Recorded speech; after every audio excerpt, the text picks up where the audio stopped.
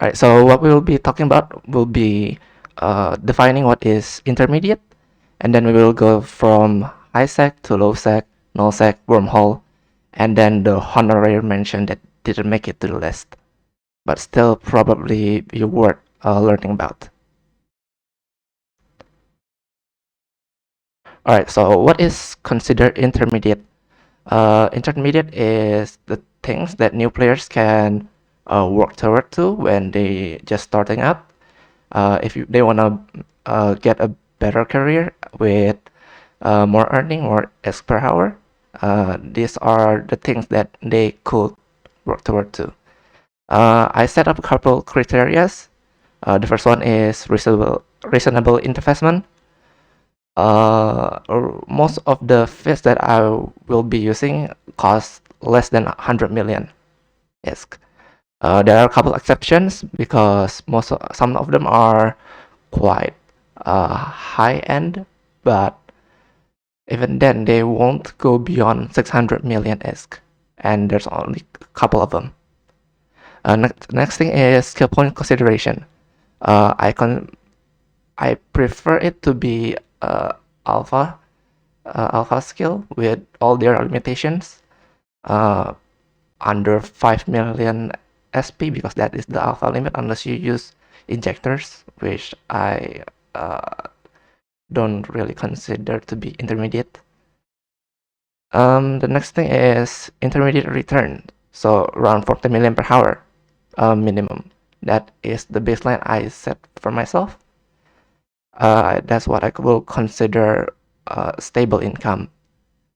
So you can mess around without tanking your wallet. Next thing is realistic number.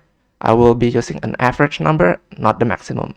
So some people would say Fashion Warfare make around 120 million per hour, 150 million per hour. Those are the maximum numbers. On average, it will be way lower than that because of inconsistencies, unoptimized movement, or just some tragedy because other players or something else. And I will keep it achievable because I want this to be a goal for a new player. And lastly, it will involve a bit of optimization because without optimization, we can't really make that much money.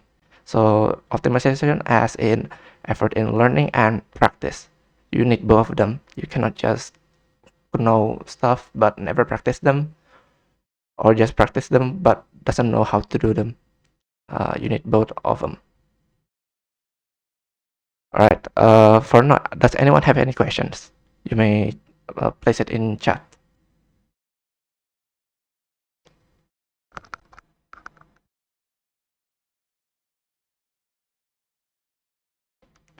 Right, there's no question, I see. Okay, let's continue. Alright, first, high sec. This is the space where you will learn that low risk equals low reward, and low budget equals low reward. There is quite a limitation in high sec. Hence, it is pretty hard to make money, and your safety is almost guaranteed. There is something called ganking, so yeah, just be aware that that happens sometimes. What? Oh, okay. The first activity I want to talk about is Tier 1 Abyssals. Tier 1 Abyssals is your second step on Abyssal Space Carrier. So the first step will be the Tier 0 Abyssals that if you need push people toward to. We have free ships in Slays for people to do Tier 0 in. But in Tier 1 Abyssals, those ships will not work because the enemy in Tier 1 is just so much harder.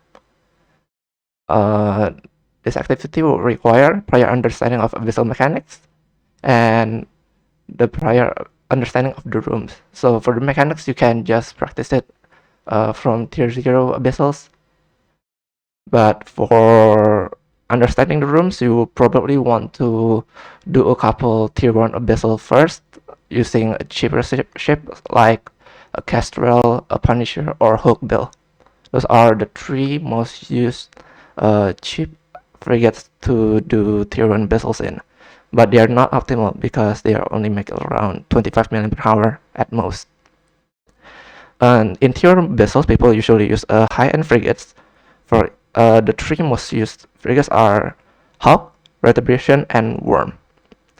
And they are used because they are able to blitz the room. Blitz means a sub 7-minute run, so around 6 minutes and something second run for every single filament, so 3 rooms. For each room, people will usually do them in around 2 minutes or so. That is called blitzing, and this is why the SPR is very high. And the advantage of doing abyssals is it's always available. You just need the filament, you just need a place to do it, so a safe spot somewhere in high sec, and you can just do it, keep doing it, grinding it endlessly. And if you calculate it, you can do around 9 runs, and each run is 5 million, so the average will be 45 million per hour. Here are the abyssal fits for the 3 high-end frigates that I just talked about. The first one is the Hawk, and the middle one is Retribution, and the last one is Worm. As you can see, Hawk and Retribution is quite cheap compared to the Worm, around half the price. This is because Hawk and Retribution are for Omega only. They got the advantage, they got the better ship, while the Worm is for Alphas. And interestingly enough, Worm takes the least amount of skill point to use, around 2 million or so.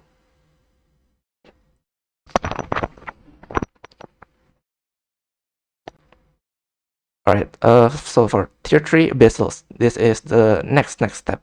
After you master the tier 1 abyssals using frigates, you can jump to tier 3 abyssals.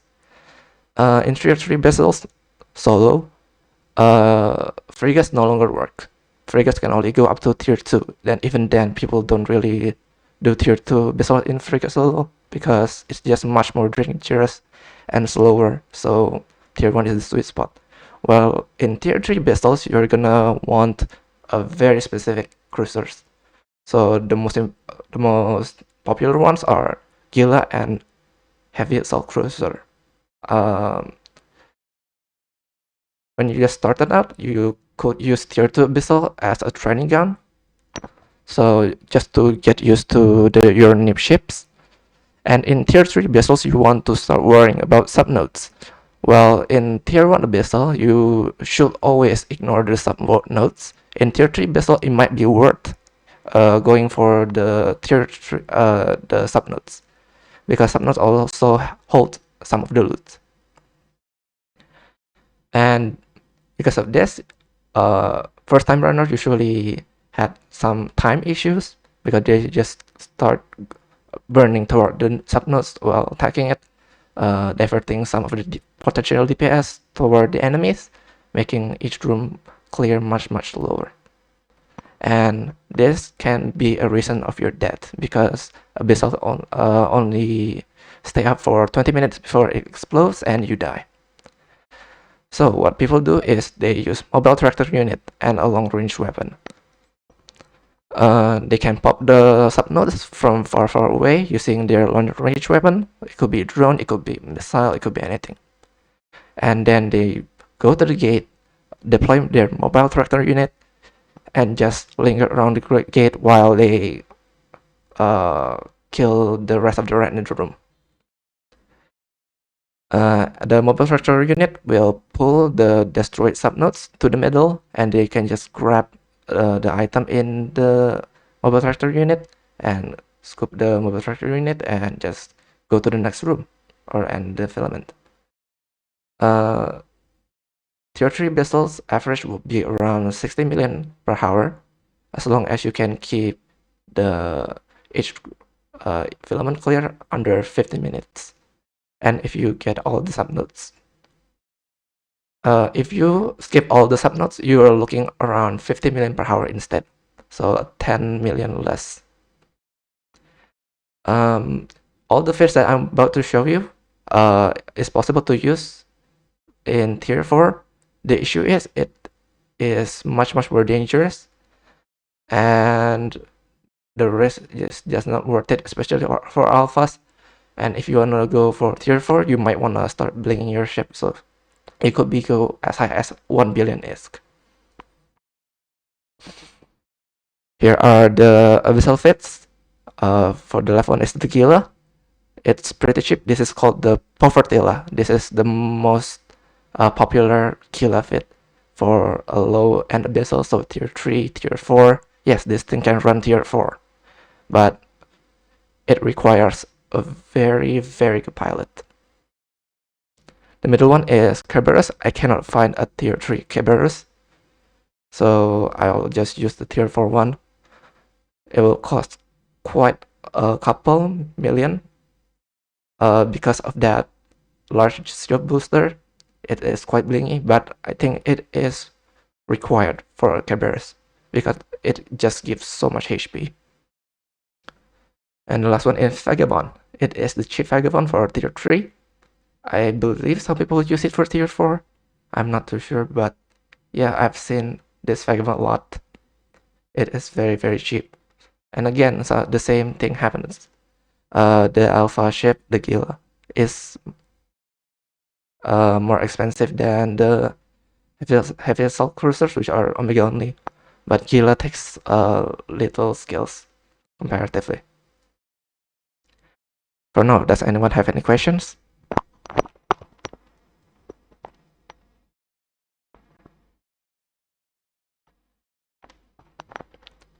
Alright, let's continue. Alright, Homefront. Homefront is a 5-player activity. There are 6 different sites, and there are only a couple sites that you want to run. I believe there are only 3 of them. One of them is Multiliminal. I completely forgot the other 2. Just never run Abyssal Artifact Recovery, that's all. Hunting for site is where you waste most of your time.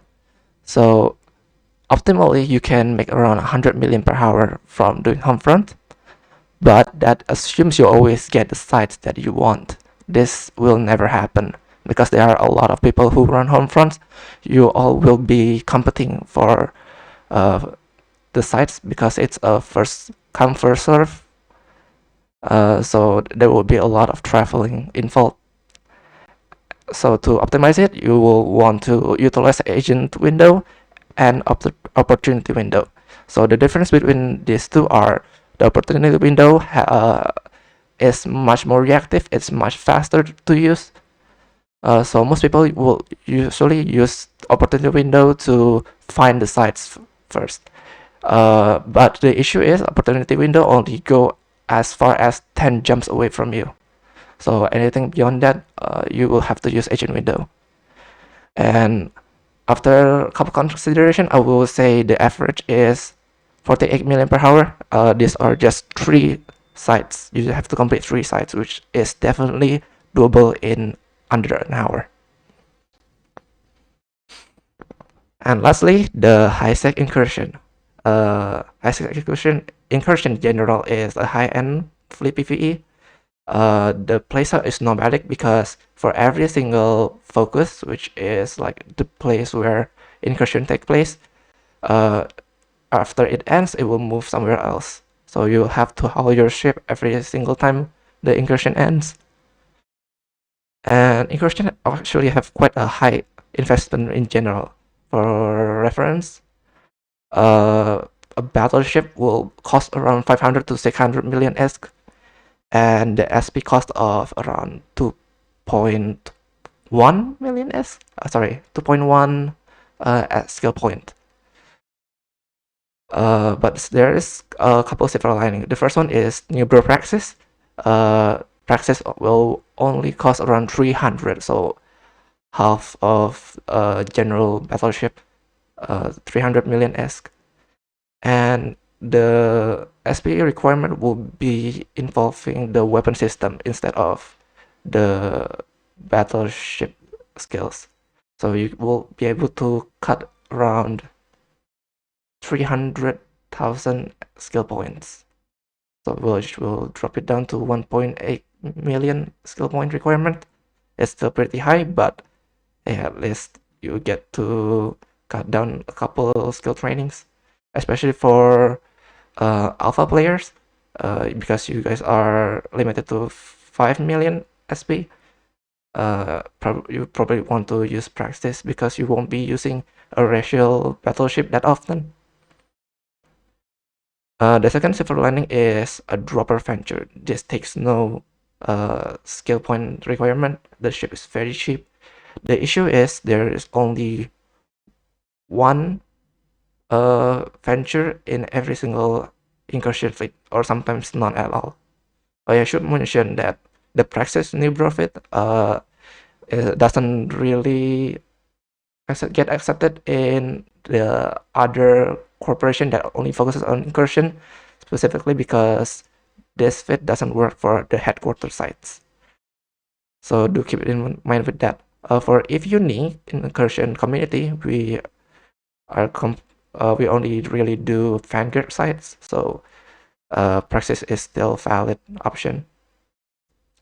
Alright, the next thing is the issue with hauling your ship. Because the nomadic playstyle, you'll have to move your ship around a lot. I believe if you have a service for moving the incursion ships, but in general, if you want to move it, you have to do it very, very carefully.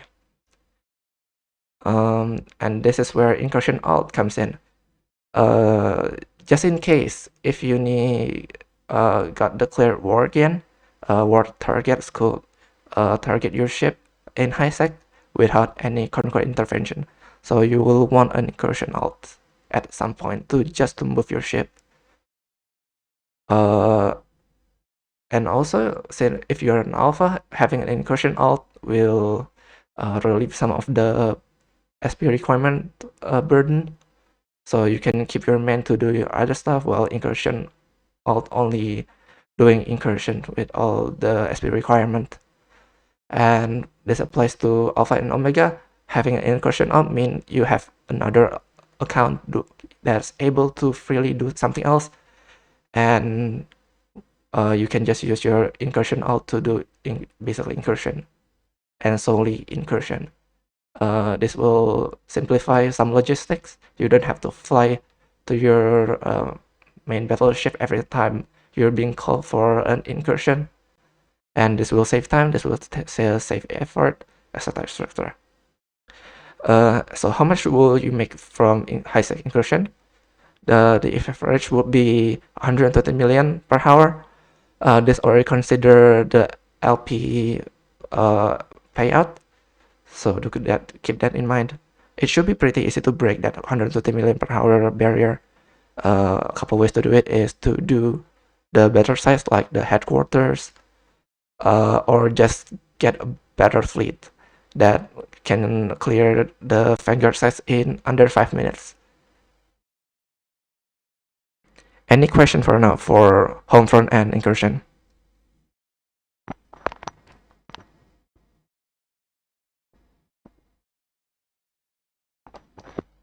Alright, let's continue. Oh yeah, I forgot I have put this in. These are the incursion fits. The leftmost one are the Praxis. As you can see, it only costs around 300 mil ESC. The middle one is the Apocalypse Navy issue. These are the high-end starter battleship. It is quite pricey and it takes a bit more skill point invested. And the last one is the Oneros. This is actually a logistics ship. This logistic is another role that you can take if you have the skills for it. But logistic cruiser is Omega only, unfortunately. The price is much lower than the other two ships, however. Alright, we've reached low sec. In low sec, the risk is much higher, but the reward is also much higher. And because of this, you don't really need to blink your ship. You don't have to use up so much budget just to reach the profit required. In low sec, it is quite a hostile environment. Some people call low sec to be the most dangerous area in New Eden. Instead of the null sec or wormhole, low sec is actually the most dangerous one because it is very active and people do hunt in them a lot.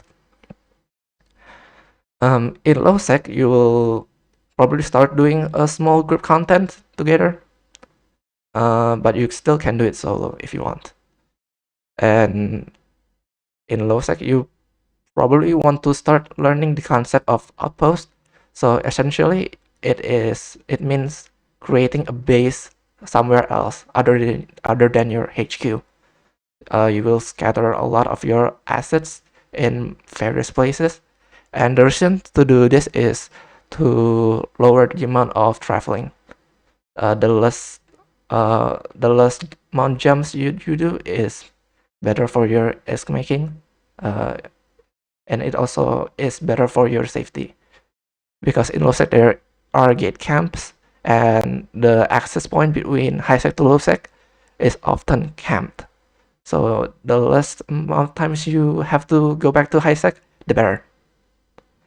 And do keep in mind that safety do not exist. Alright, low sec exploration.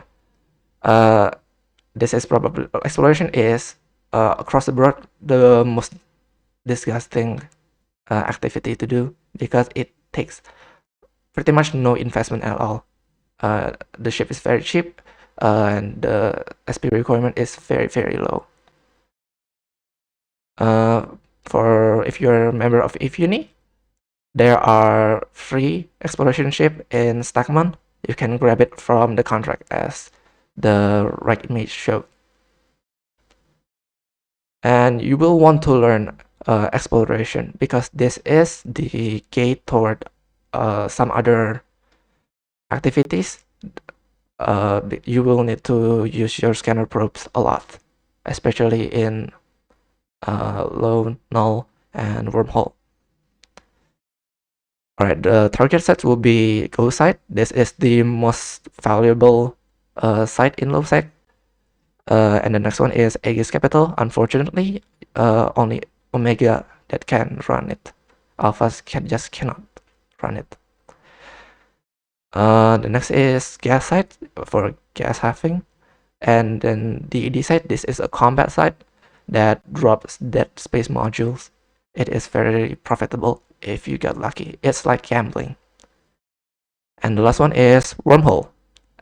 This isn't really where you will make money, but it is good to scan down Wormhole just so you have access to Wormhole at any time, just in case you want to start doing some Wormhole activity. And surprisingly, the main activity in exploration, which is hacking data in relic site, isn't really recommended because of its low payout, especially data sites. It will average around 25 million per hour if you only do data in relic sites. So yeah, do keep that in mind. And in low sec exploration, you don't exactly hunt for any of these sites. You just scan every single one of them and hope for the best. If it's a good site, you just do it. If it's a bad site, you skip it. Do what is available. You will waste more time trying to find that specific site rather than just running them all or skipping a couple. Alright, for exploration, there are a couple sites that I want to mention. First one is Go site. I will explain why it is very profitable doing Go site in low sec. But first of all, let's refresh our memory about Go site mechanic. Go sites are practically a normal data site with a couple addition. The first one is if you hack and fail the hack of a can, there's a chance that that can will explode. The explosion damage in low sec is 8,000 explosive.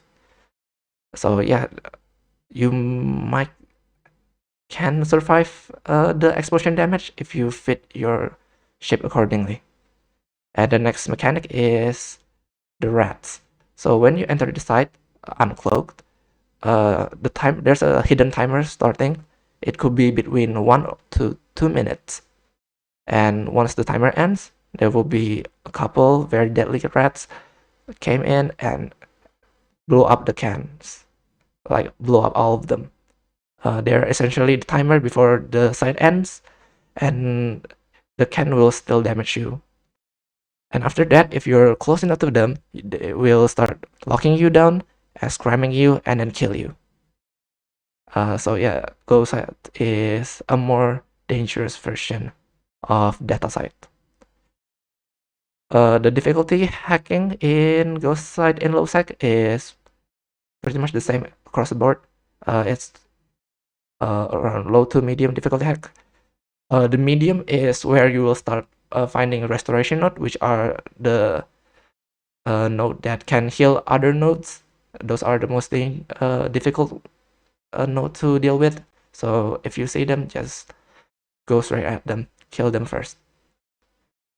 And now for the reason why low sec go site is very profitable is the middle can. It will always spawn, and inside there will always be an item that will be priced around 140 million ESC. The item is the blue thing on the right side. That item is part of a capital, to build a capital, which is why it's pretty expensive. You can just sell it to Jita and make bank. So I did say that there are a couple ways, a couple fits. If you fit your ship accordingly, you can tank the explosion. Those are called the anti-ghost site fits, and I will show them after this slide. So the age-old question, how many cans? It really depends on your risk management. Realistically, for alpha, you can grab up to 2 cans before you run out of time. For omega, you can go for all of 4 of them. And if you do it successfully, you will get around 180 million ESC. This consider only 2 cans hacked successfully and the middle can afterwards. So the middle can will have an item costing around 140 million ESC, and each can will have items that goes for around 20 million ESC each for each can. So 180 million should be reasonable. Alright, these are the anti-ghost set fits. So all 3 of them has one thing in common. All 3 of them only focus on explosive resistance. This is intentional because yes, with enough explosion resistance, you can just tank the explosion. And the fit for alpha would be the hero navy issue. This is more than enough to do ghost sites in. And this scales well to null and wormhole ghost site as well. You don't have to use the cloaking device. Oh yeah, I forgot to mention. The rats will have 2 ways to lose lock on you. The rats will ignore you by 2 ways. The first one is to outranging them. So around, if you move away from them for around 40 kilometers, the rat will not target you. The second method is to just cloak up. They will not target you. They will leave after a couple seconds. They exploded the cans, which is the time where you can start hacking the middle can. Oh yeah, I did forget to mention that as well. You will want, when you start the site, you will want to ignore the middle can and go for the 4 lower can. Hack them as much as you can. And when the rat arrives, you should be already be away from the middle of the site, preferably more than 20 kilometers away, and then you can just start cloaking up or burning far, far away from them. This is why you use micro drive. Let's see. The cover-up options are for the hacking power. So for hero navy issue, you only have like, I believe 5+5 fire strength bonus from the hull bonus, while the buzzer and Helios have a +10. So buzzer and Helios will have an advantage in hacking, but in general for low sec, a hero navy issue is more than enough and is also 3 times cheaper compared to the cover-up options. Alright, this is the special site that I really liked. Aegis Capital Ship Security Facility. Most people will ignore this site, but if you can do it properly, this is a very profitable site to do. Unfortunately, this is for Omega only. You're gonna need a covered up cloak, very important, and cover up ship to fit that cover up cloak in.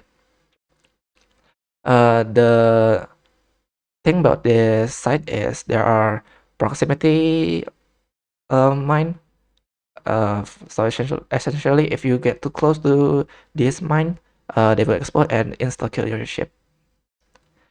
And if you decided to run this site, make sure your setting is at least on the medium, because if you set it to the lowest, you cannot see the proximity mine.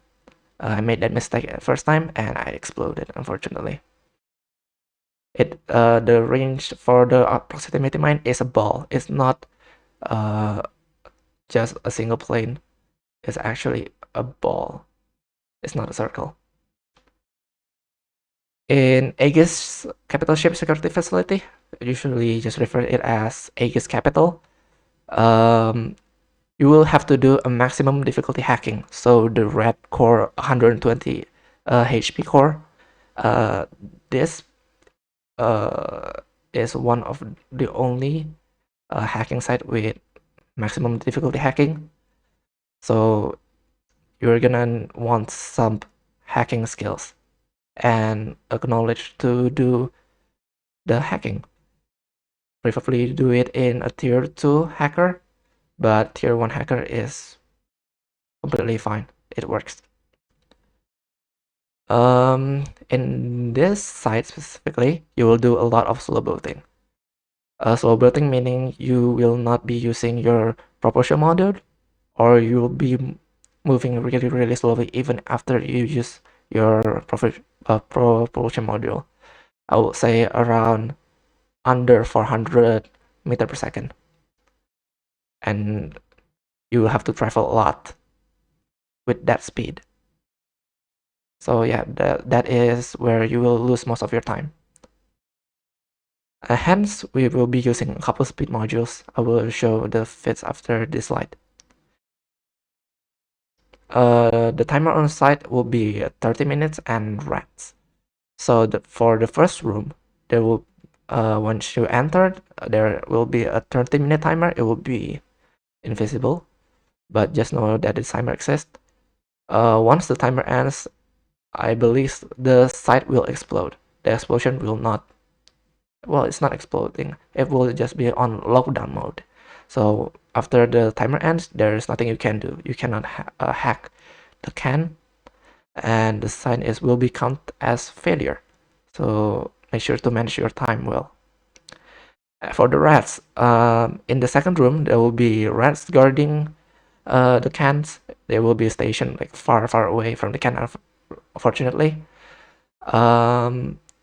So on the second module, on the second room, once you reach the can, when you start hacking the can, you will be decloaked, and the rat will start targeting you. They will slow boat towards you. That is your second timer. So to optimize your movement speed, there are 2 tricks that you can do. The first one is micro drive cloak trick. This essentially means you deactivate your cloak even if it's dangerous. You will deactivate your cloak, and once your cloak delay ends. So usually for cough cloak, it will take around 5 seconds or 6 seconds. Once the cloak cooldown ends, you will start using both your micro drive and cloak module together. This will allow the micro drive effect to take full effect even when you are cloaked, because when during cloak you cannot use any modules, but any active module will still run until that module effect ends for the one cycle. So you have 10 seconds of active micro drive, and yeah, you will move quite fast with this trick instead of just slow boating toward your destination with no micro drive. And the second trick is mobile jump drive trick. This will be very, very, very useful for the second room, because when you land on the second room, you will be placed around 100 kilometers away from the target can, and the path between you and that can will be littered with landmines or proximity mines. And generally, you will uh, want to traverse around these mines, and it will take around 10 to 15 minutes just to do this. If you use mobile jump drive trick, you can just deploy one mobile jump drive and wait around until it's anchored.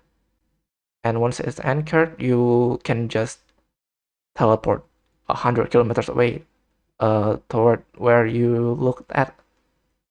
So you practically just skip the entire puzzle section of the site.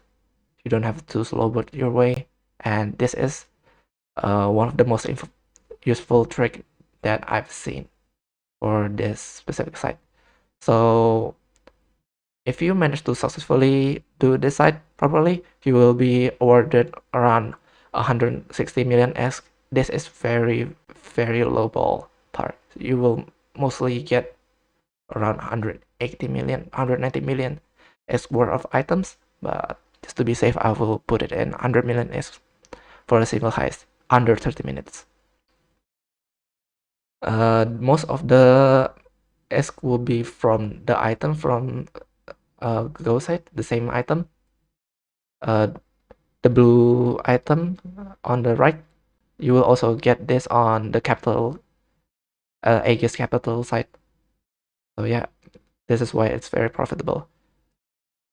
The other loot will be an NPC trade items. The issue is those items require to haul it to nullsec. There are only a couple nullsec system where those items can be sold directly to NPC for pure cash.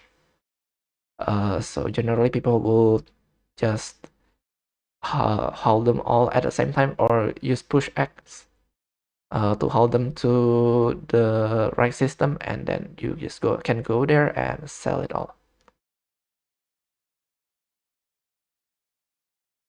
Alright, these are the fits to run Aegis Capital. The first one is the Buzzard.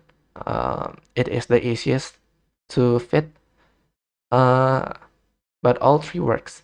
You preferably want to do it in Cheetah, but any cough-off works. If you look closely, there are two items that every single ship uses. The first one is the cover up. It is a requirement. And the second one is the overdrive injector system. This is just a means to optimize your move speed, because overdrive increases your maximum speed. It will be very, very useful for the first room, where you will be slow boating for around 5 to 6 minutes. The data analyzer tier 2 is not mandatory, but it is preferred. Alright, before we continue, does anyone have any questions?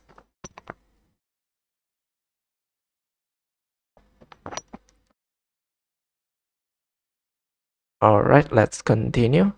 Just a reminder, if you have any question, feel free to ask in Classroom Alpha chat channel. All right, low-sec gas harvesting. Gas sites actually exist in high-sec, but it is very, very rare. In a single region, will only be one gas site, and if a gas site spawn, you bet that site will be gone in less than an hour, because high-sec is very, very active, and getting a gas site in high-sec is like hitting a jackpot because it's very safe to harvest them. So for low sec, the gas spawns way more often, and it doesn't really have a limit. I think there is a limit, but it's like 3 per region. It's not region, constellation. There you go. It's like 3 per constellation or so.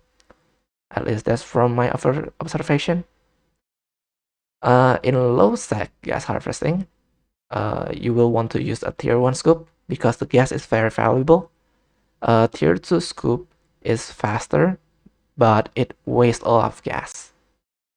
So if you use a tier 2 scoop, just do it only if you are trying to steal it from someone else. But for general gas harvesting, you will want to use a tier 1. Alright, so the next is Venture versus Prospect. Venture is a lot more nimble. It is a lot easier to escape using a Venture because of its hull bonus. Venture has a bonus to warp core strength, which will allow you to ignore scrams. So scram will lower warp core strength by 2 points, while Venture has a bonus to 2 points of warp core strength. So you can just ignore a single scram. Hence, a Venture Hunter usually will bring multiple scram modules just to counteract a Venture hull bonus. While in Prospect, you will have higher cargo, you will have higher tank, but you will lose your warp core strength hull bonus, unlike Venture. So you just Hunter just need like a single scram module to catch you in the Prospect. Prospect also have the capability to fit in cover up cloak, which will be very useful when hauling stuff in and out of low sec. How about their huffing speed? Their huffing speed is exactly the same, so there is no advantage in using a Prospect to gather gas if you only care about speed. The average for low sec gas harvesting will be around 80 million per hour. That's how valuable low sec gas are, especially in Placid, where our HQ is in Galente. Gas could go as high as 90 million S per hour or something. And Syndicate Scoop. Syndicate Scoop is the best gas scoop module that you can get. It has double the speed of tier 1. It has, I believe, slightly more speed than tier 2. But the good thing about Syndicate Scoop is that it doesn't waste any gas. So you can just have all you want. None of the gas will be going to waste it. It will most advanced player will be using a Syndicate Scoop. But for new player, I suggest to just stay in tier 1 scoop because Syndicate Scoop is very, very expensive.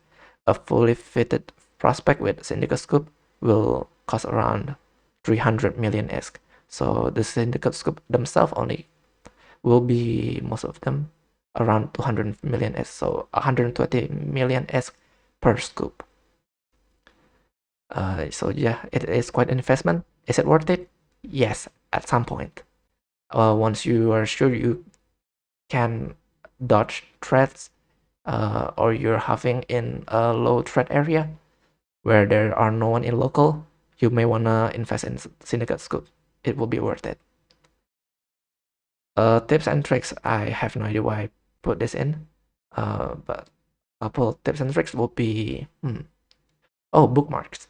The gas cloud can be bookmarked. So when you first enter the site, you'll be dropped in the middle of the site. You have to move around 40 to 80 kilometers to reach the clouds. But another way to do this is to just bookmark the gas clouds and warp off the site. And you can go straight to the gas using the bookmark you just made. The next tips will be using a purge. So purge means creating a bookmark at least 150 kilometers away from your target. So if there are a couple gas, find the one closer to you and move away from them beyond 150 kilometers and then bookmark your location using Control B.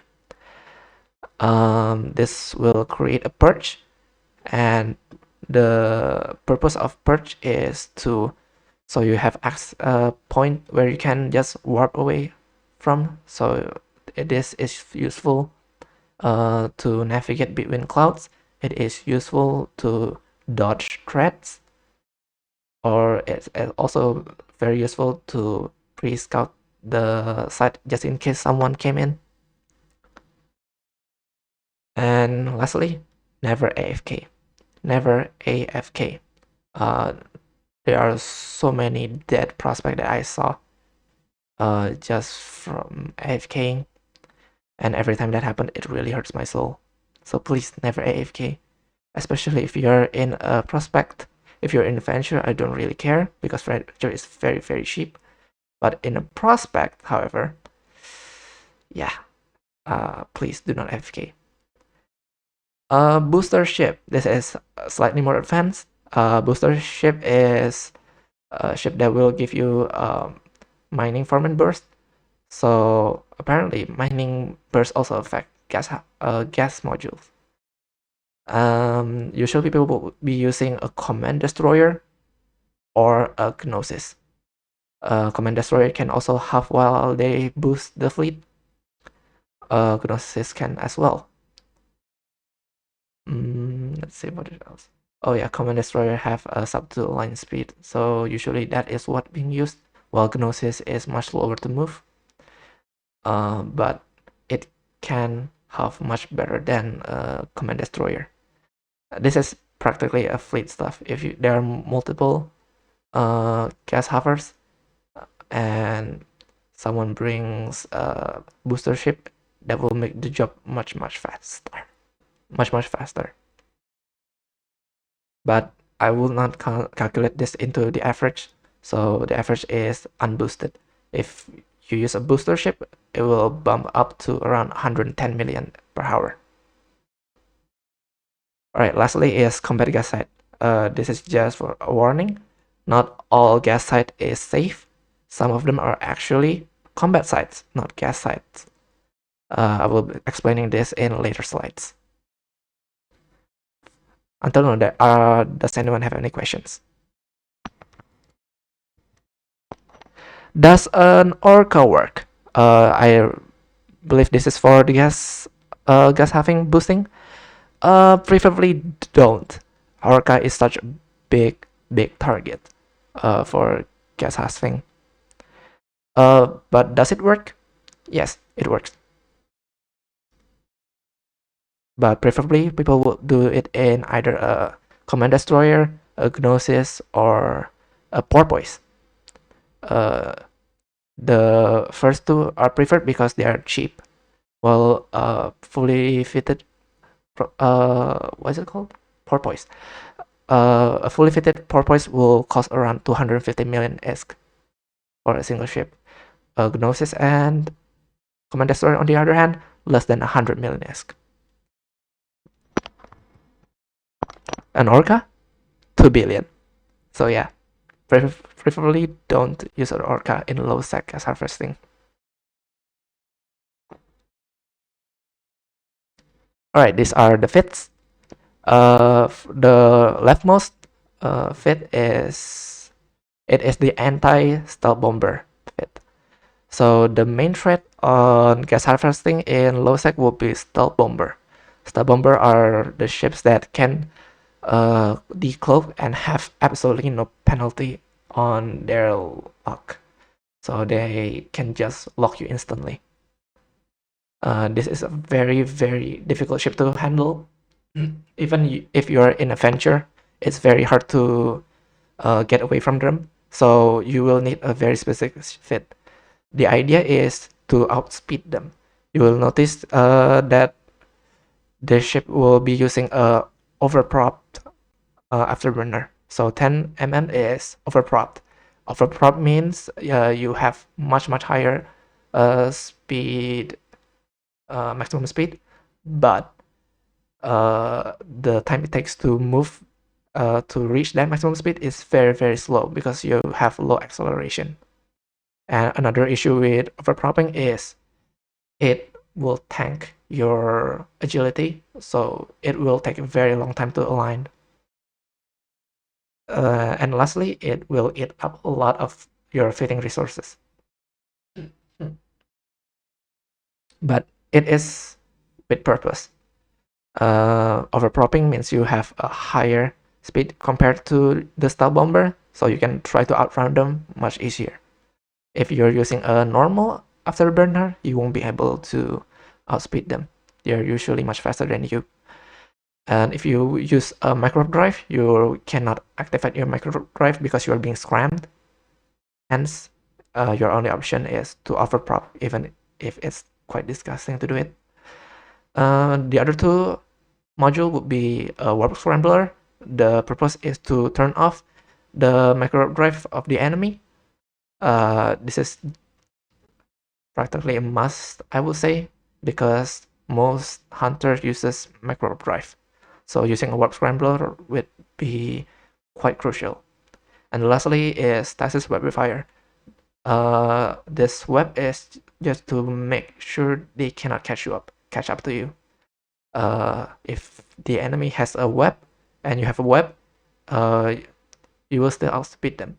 If you do not have a web, they will be able to catch up to you. And the stasis webifier is a must. And the venture only have 3 middle slots, so you already use all of them. One in the afterburner, the other in scrambler, and the last one in web. So the only way you can tank enemy hits is through armor. Your low slot is still free. You can put a steel plate in it just to increase your HP. And this will be the timer. If you don't have enough HP, you don't have enough buffer before you manage to get away, break scram, you will die. But usually, a single stealth bomber won't be able to kill you that fast because their weapon is rockets, and rockets and stealth bomber does not deal that much damage. Alright, that is for the fit on the left. On the middle, you have the buffer fit. This is like the most used fit, either for mining, for gas huffing. This is the most used fit, but I will consider this to be the worst fit that you can use.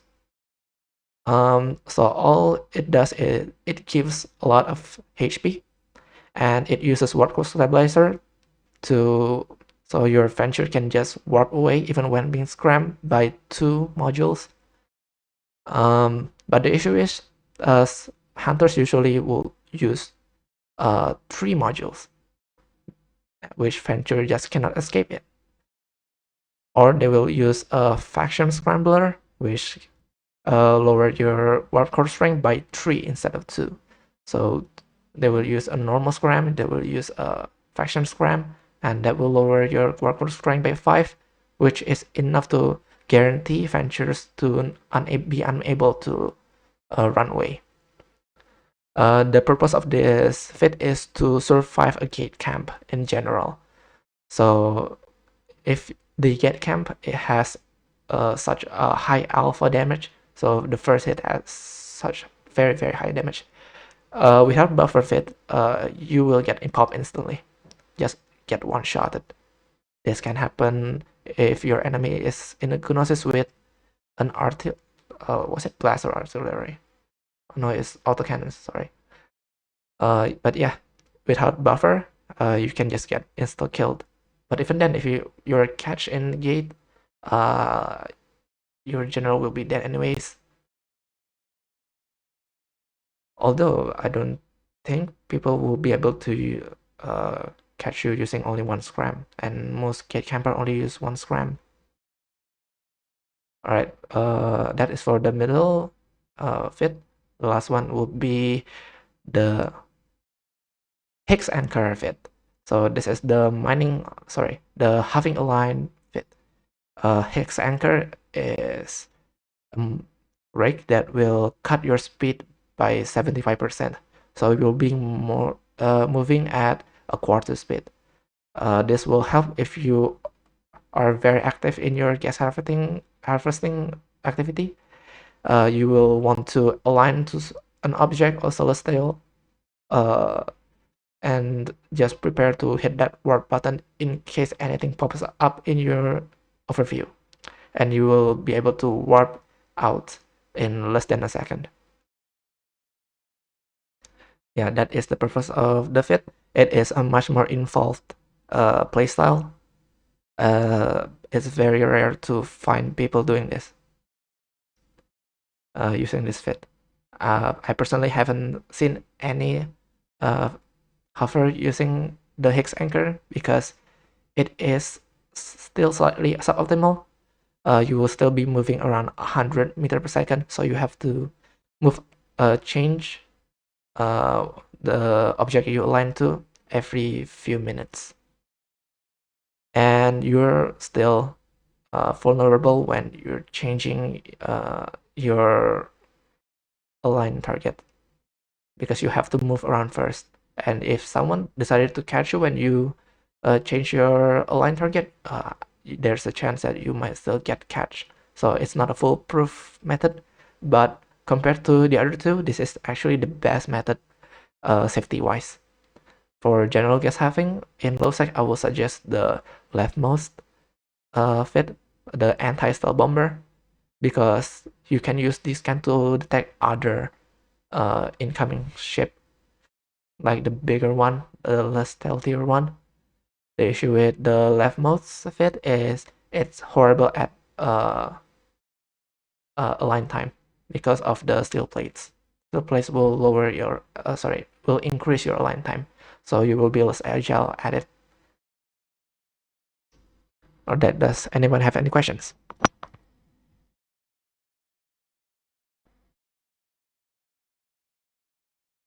All right, let's continue. Low sec rating. This is actually quite a big topic. You can practically create a new class just explaining about rating. So this rating means PvE activity, killing NPC in the system. The first target will be the DED site. This is probably one of the more valuable site depending on what DED it is. In low sec, DED from 1 to 6 can spawn. Generally you want to target a DED 5 or 4, I would say, but 5 is where I will consider to be stable.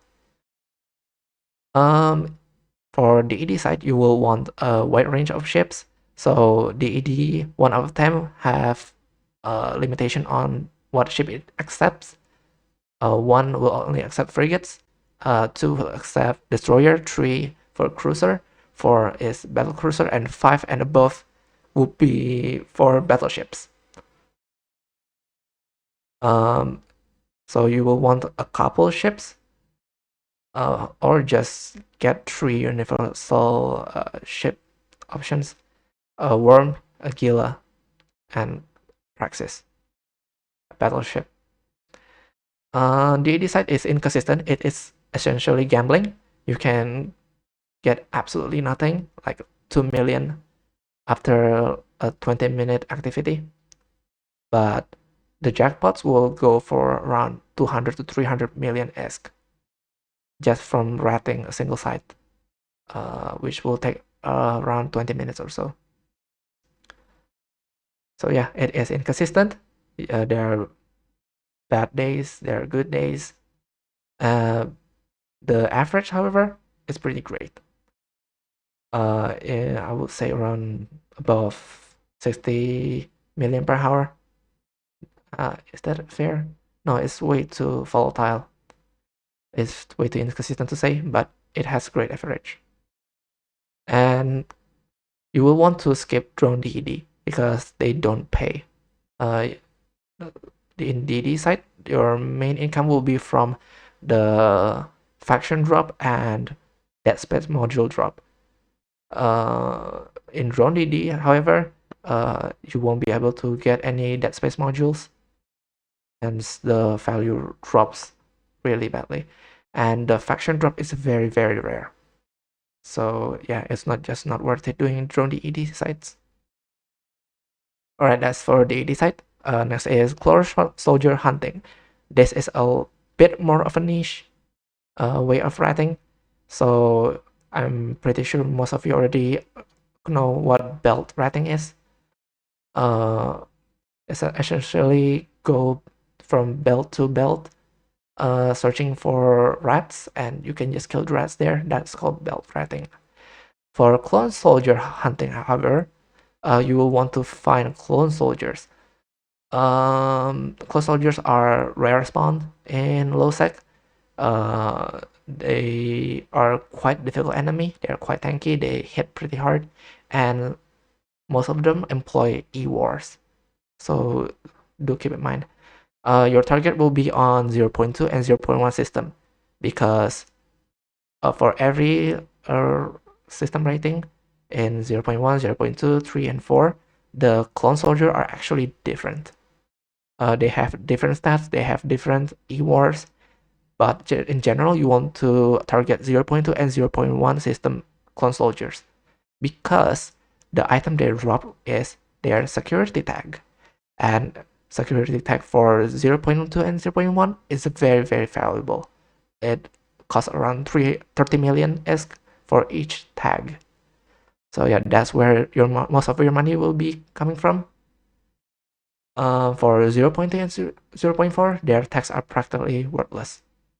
They only go for around 2 million ESC per tag. 0.4 clone soldier tag will be less than a million. So yeah, you will want to only target those two security systems. While doing clone soldier hunting, you will also do belt ratting in tandem. You will want to grab the expensive loot that the rats drop. Usually it will be from the battleships.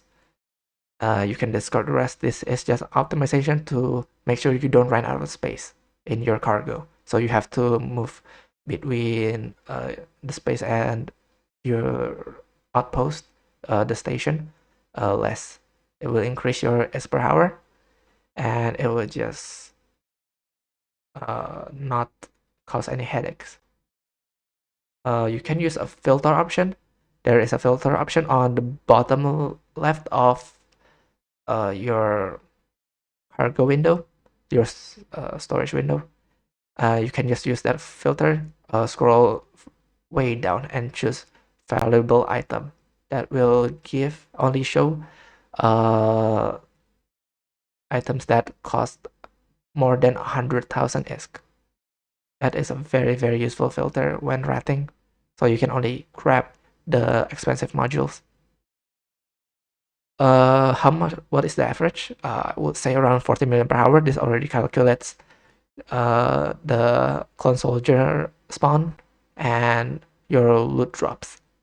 So 30 million from clone soldier drops, and the rest 10 million will be from bounty and the other loot drops that you get. So next is clearing belt versus chaining belt. So clearing belt means for every belt you visit, if there is an enemy, you clear them all. Doesn't matter what it is, you clear them all. Well, for chaining belts, however, chaining belt means killing only a couple ships. You don't kill all of them. And then you warp out, find another belt, kill only a couple ships, and move away. This is usually done to farm the battleship spawns. So because you didn't clear the belt, more reinforcement will be coming, and the battleship will just respawn really fast.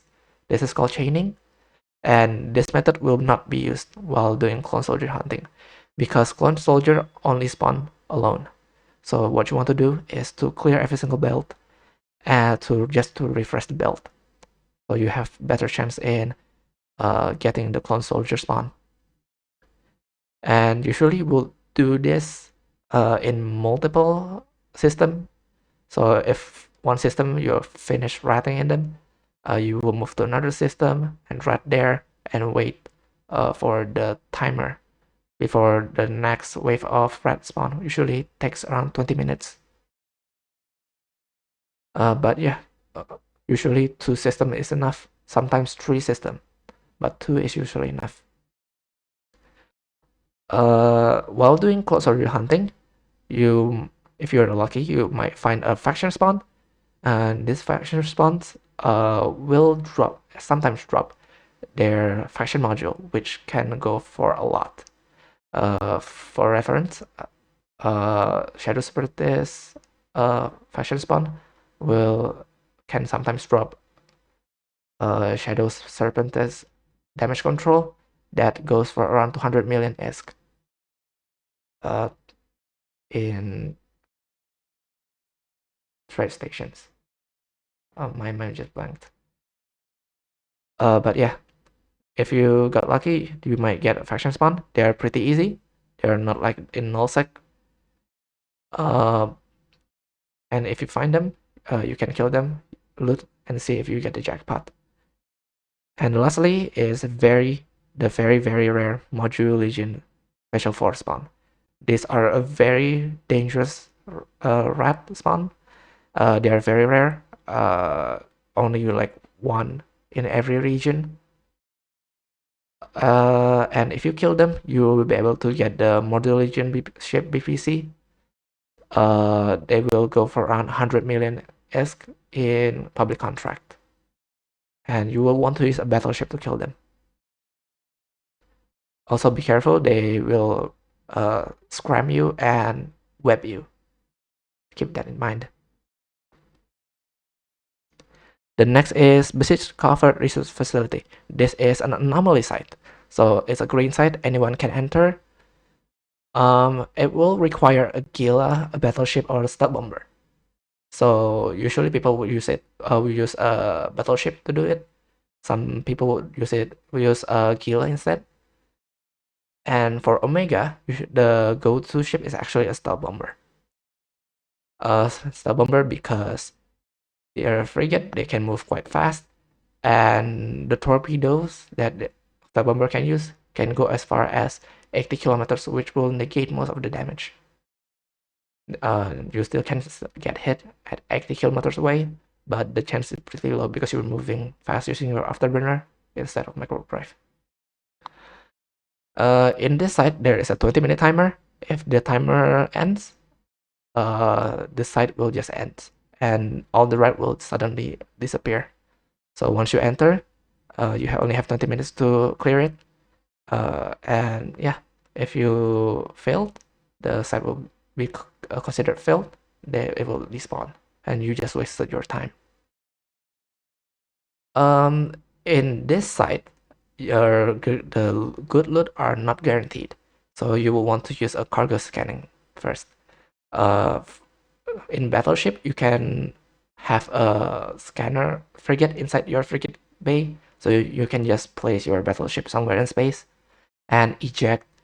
Make sure to bookmark the location of your ship, and then just warp to the site using your frigate. Cargo scan the loot can before the rat spawn, and if it turns out to be a really good loot, you can go back to your battleship and enter it, start ratting in it. For let's see, stealth bomber is fast enough to go into the site, cargo scan the loot can, and then move away while being cloaked. If the loot is good, you can just keep moving away from the middle of the site, clock of course. And then once you reach around 70 to 80 kilometers, you can start orbiting the can and start shooting.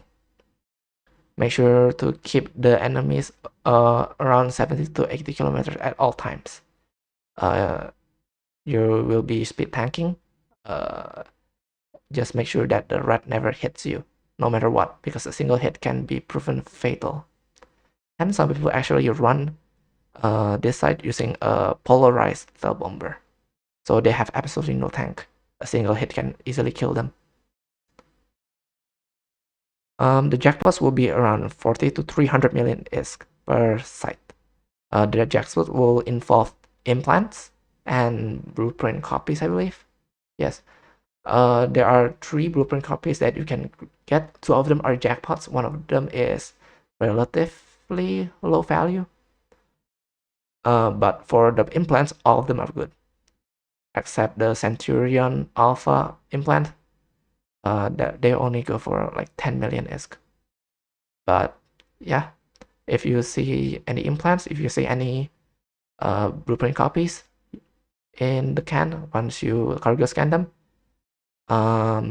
you probably want to run the site. If you don't see any, you just can skip it. So cargo scanning, is it crucial? Yes. This is very crucial because you don't want to rat for 20 minutes and then realize that you get absolutely nothing. And lastly is the combat gas site.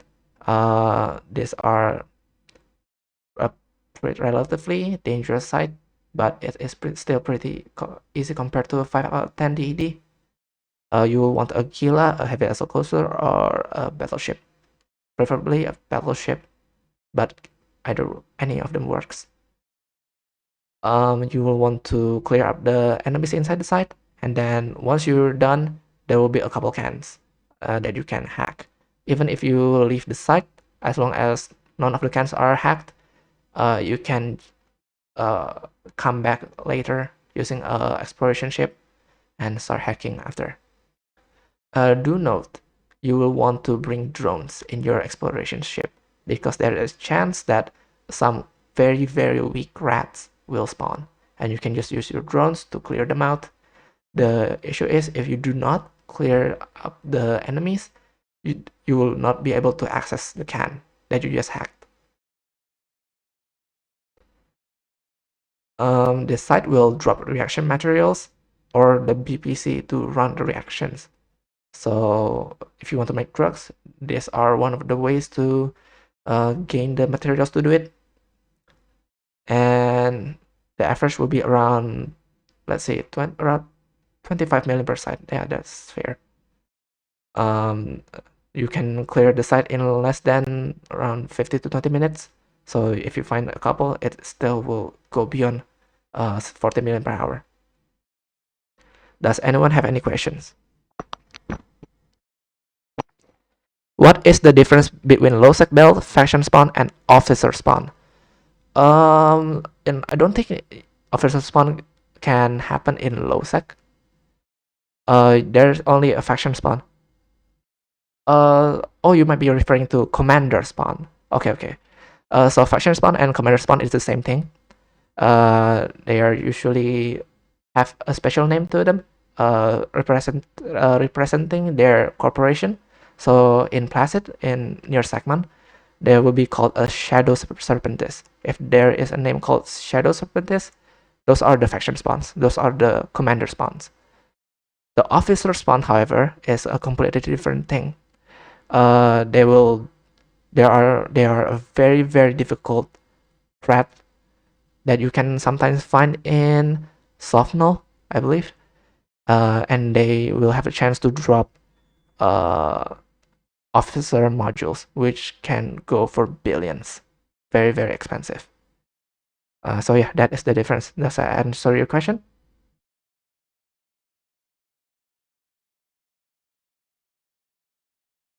All right, let's continue.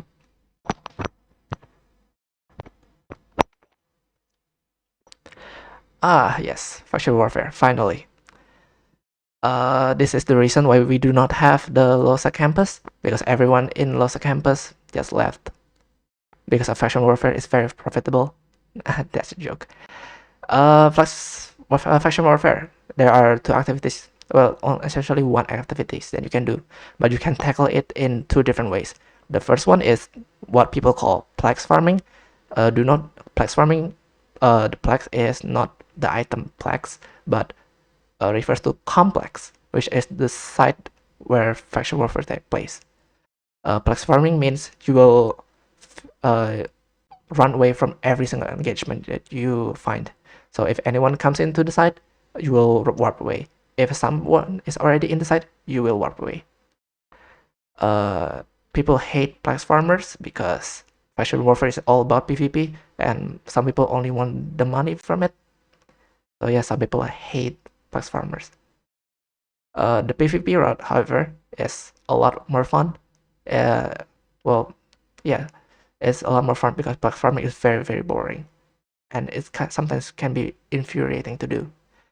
But if you do PvP, you can get the adrenaline rush suddenly, and yeah, you will make less money overall, honestly, unless you can win every single engagement, and you might be able to profit from this route. First of all, you will want to learn how to picking the right system and the sites. So on the image on the right, this is just a part of the map in faction warfare. The green one representing Galente, the blue one is representing Caldari. So I want you guys to find, let's see, Oleta. It's around the middle of the image. There should be a system called Oleta. The icon next to it is called frontline icon. It represents that Oleta is in the frontline system. You will want to only do faction warfare in the frontline system. If you do it anywhere else, you will make absolutely no money. And make sure to only do it in the frontline system of your enemy faction warfare. So for example, if you enlist in Galente Militia, you will want to do faction warfare in Melon Maniel instead of Oleta. So on the blue areas. This will guarantee the highest amount payouts for LP. If you do it in either like lowest, which is not a frontline system, or Oleta, which is not which is your own militia system, you will get much less, like a lot less amount of LP. It will be considerably safer, but it's just not worth it. The per hour will go deep down. And then the next is picking the right fights. So you'll want to keep your ship alive as much as you can. You don't just randomly accept fights.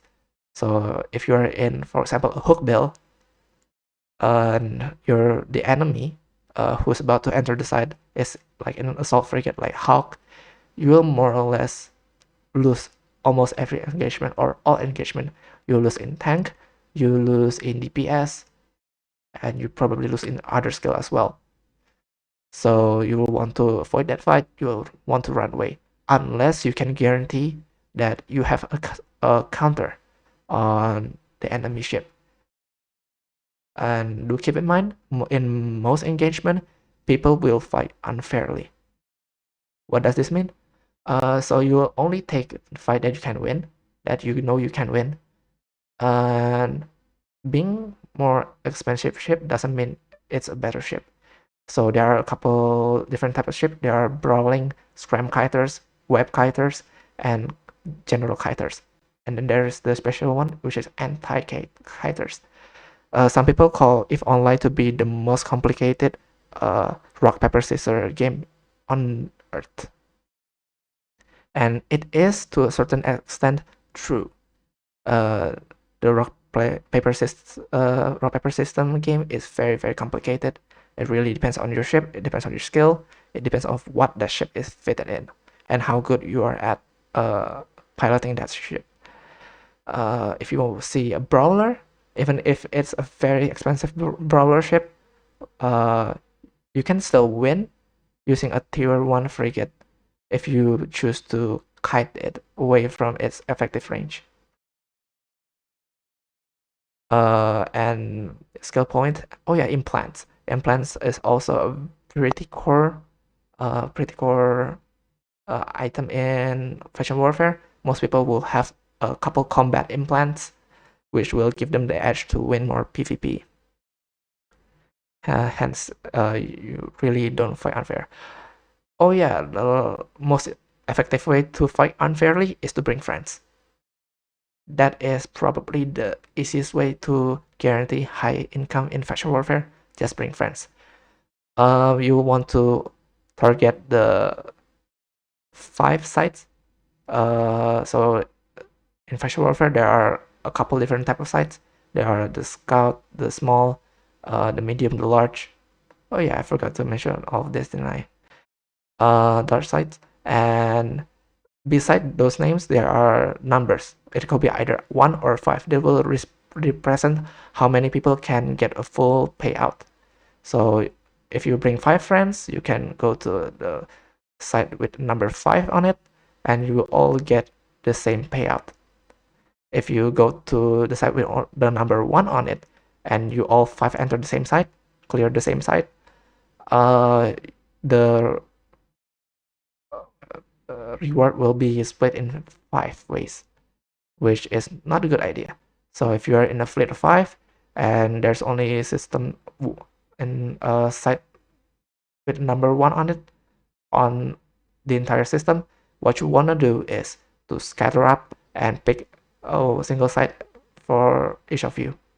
If there is an enemy, you guys can just warp toward the person who is calling for help, and you can just destroy the enemy 5 versus 1. That's what's called being unfair.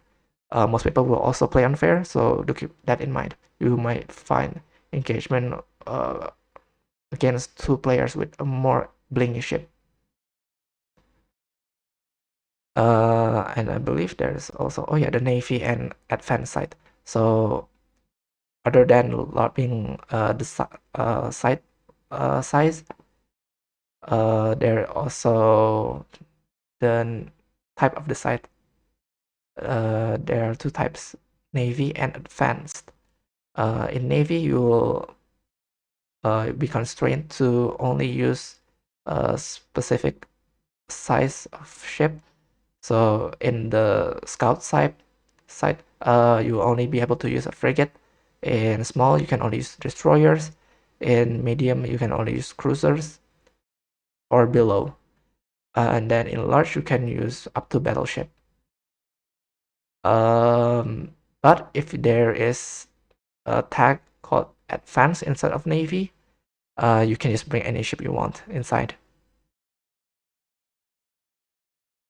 Then the next issue with faction warfare is the converting LP to ISK. This is where most people struggle in. So if someone can drop a fast work link in chat, that would be great. Converting LP to ISK takes some knowledge to do. You will want to trade items and figure out what is the best item to get from the LP store, because the payout is from using LP, not pure ISK. So you have to convert them, and converting them might be a struggle. Let's see. Yeah.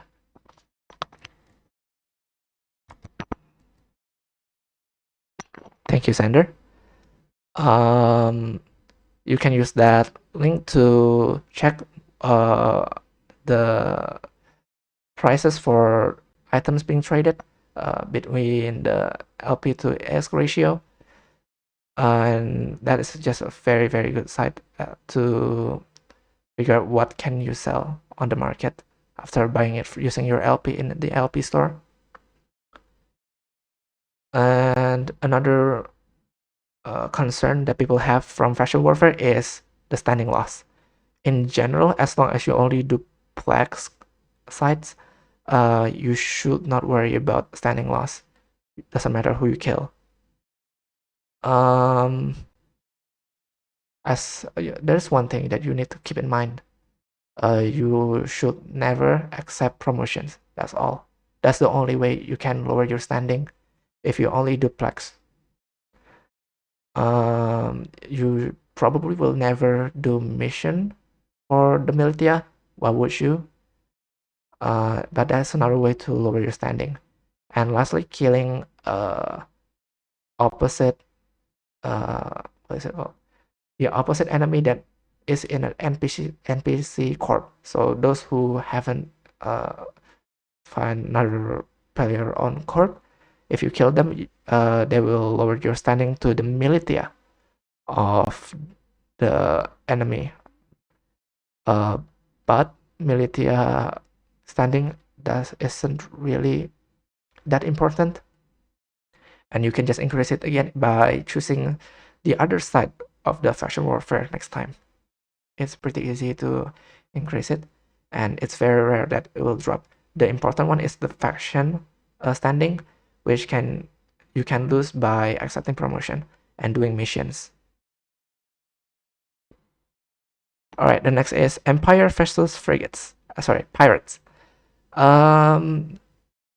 Generally, people will do the Empire faction warfare, but Pirate faction warfare is a new edition around like 4 or 5 months ago, and it is much more profitable compared to the Empire faction warfare. For reference, Empire LP is around 850 XS per LP, while for Pirates is around 1700 X per LP, so around almost double of the Empire LP. The Pirate faction warfare is a lot more active, and people there will use a lot more bigger ship, more expensive ship, but Plex Farmer also exists. And if you like Plex farming, I would suggest doing it in the Pirate faction warfare instead of Empire, because their LP is much more valuable, even if the area is much more active. Now the next is logistic. In faction warfare, you're technically in war against the opposite faction. And if the other people with the opposite militia to you meet you in high sec, they can target your ship, they can kill your ship without Concord intervention. So do beware of that. Logistic is quite annoying. So most people would use alt to haul their stuff.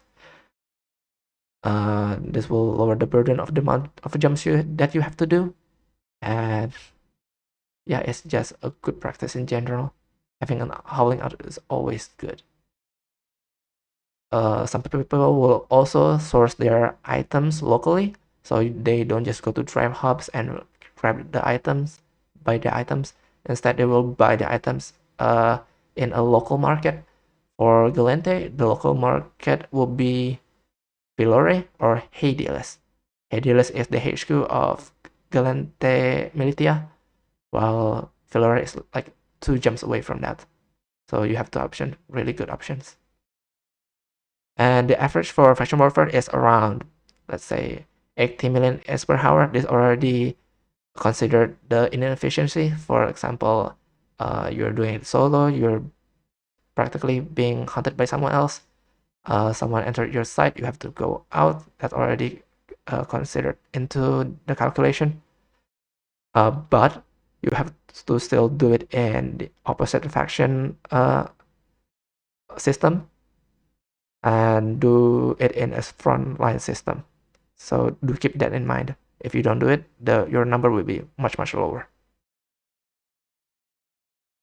The maximum will be around 120 million S per hour. That is the maximum number you can get in Empire faction warfare. If you're doing Pirate, however, you can go much higher on average. I don't know the numbers, but most people who do faction warfare say Pirate is much more profitable.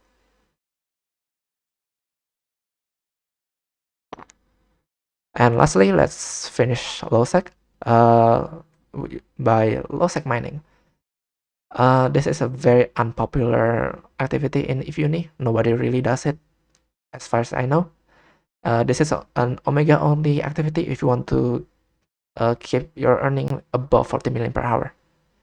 And in low-sec, you have two options. You can go for belt, or you can go for ore anomaly. Or anomaly are essentially belt that spawns randomly.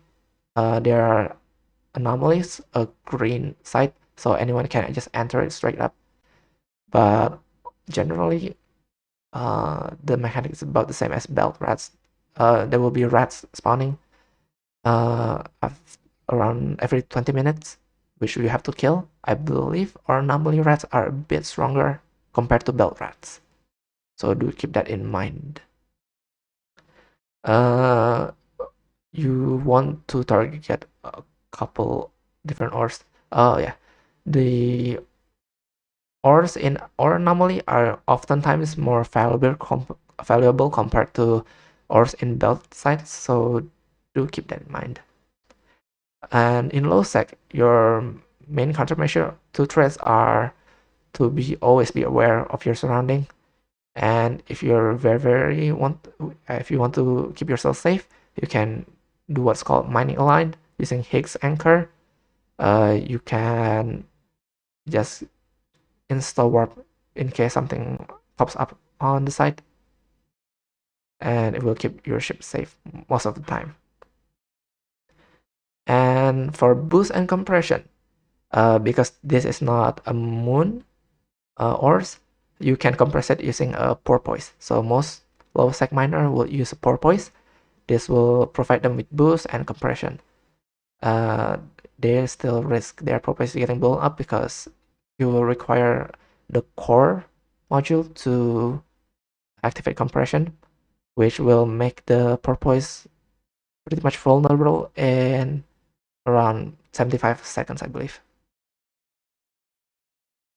But for you who only wants to start mining in low sec, you don't have to really worry about boost and compression. They are very nice to have, but they are not exactly necessary, I believe. For the ship of choice, you will want effectively a tier 2 barge. So a barge with tier 2 crystal. Usually it will be a retriever with tier 2 crystal on. I don't remember the crystal, damn it. Yeah, I cannot remember the crystal name, but you will want to train toward those crystals. You want to train toward the barge, and then you can just start mining. Porpoise is a bonus. It will increase your expert hour tremendously. So if possible, get someone in porpoise and set up a large fleet to mine, preferably with something that can protect you. So like a battleship station near the fleet will be great, or an ECM ship, an E-war ship that can redirect the enemies if any enemy pop up. They will be able to redirect the targeting to only them, so the miners with expensive ships can just warp out. So now the issue with moon and ice mining. So for moon mining, you actually get a much better moon compared to high sec moon mining. So in high sec, you can really only go up to R4. A couple R4 ores will be like bitumen, zeolites, etc., etc. In low sec, you can grab much more valuable ores. They are often called R8 ores or R16 ores, I believe. Yes, it goes up to R64, which you can only get in null. Sorry, hold on.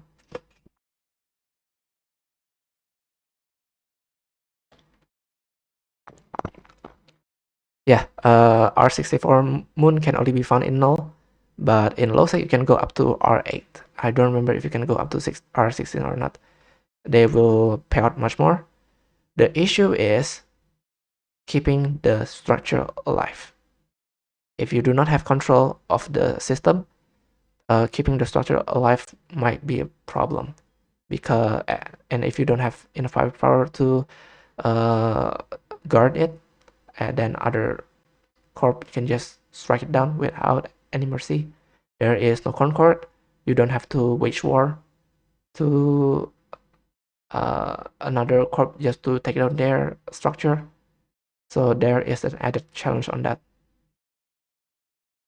And also it's low sec, so the mining is much more dangerous, since low sec is the most active area in New Eden. And lastly, ice mining. The issue with ice mining is practically they're not that profitable. The ice value is pretty low. Ice mining will only start making sense in null if we want to go with the minimum of 40 million per hour. I think that is enough for explanation. Does anyone have any question? Yep, thank you, Xander. Celeste is a very good site to check ore values, so you can figure out what ore you want to mine first. For R4 in slays, preferably mine out the bitumens and zeolites first, because those two are the most valuable ores. In low sec, the valuable ores are in ore anomaly, at least. You will want to target dark ochre. Dark ochre is very valuable.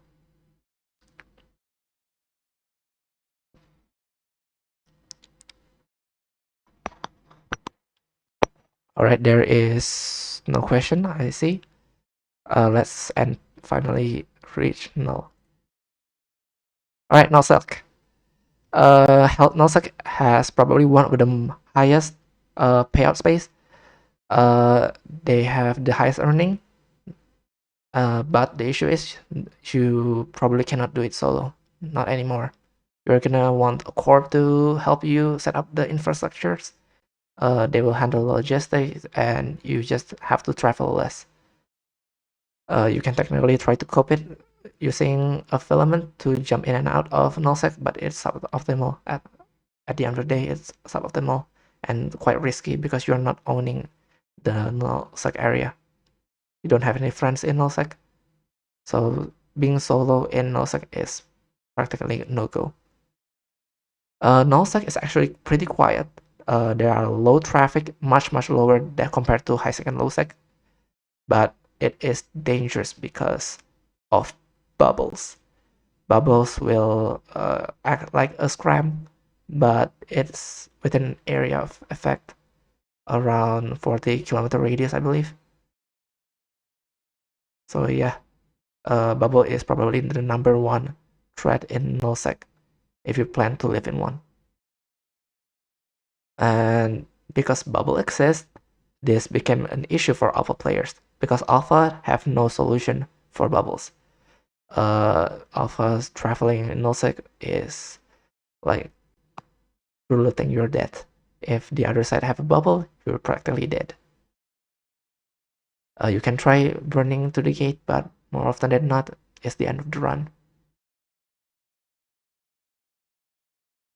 Alright, the first activity I want to tackle is the nullsec ratting. As a relatively new player, your option is quite limited because the enemies are quite difficult. In belt ratting, the most popular ship to do it is Vexor. This is the most newbie-friendly ship to do this activity in.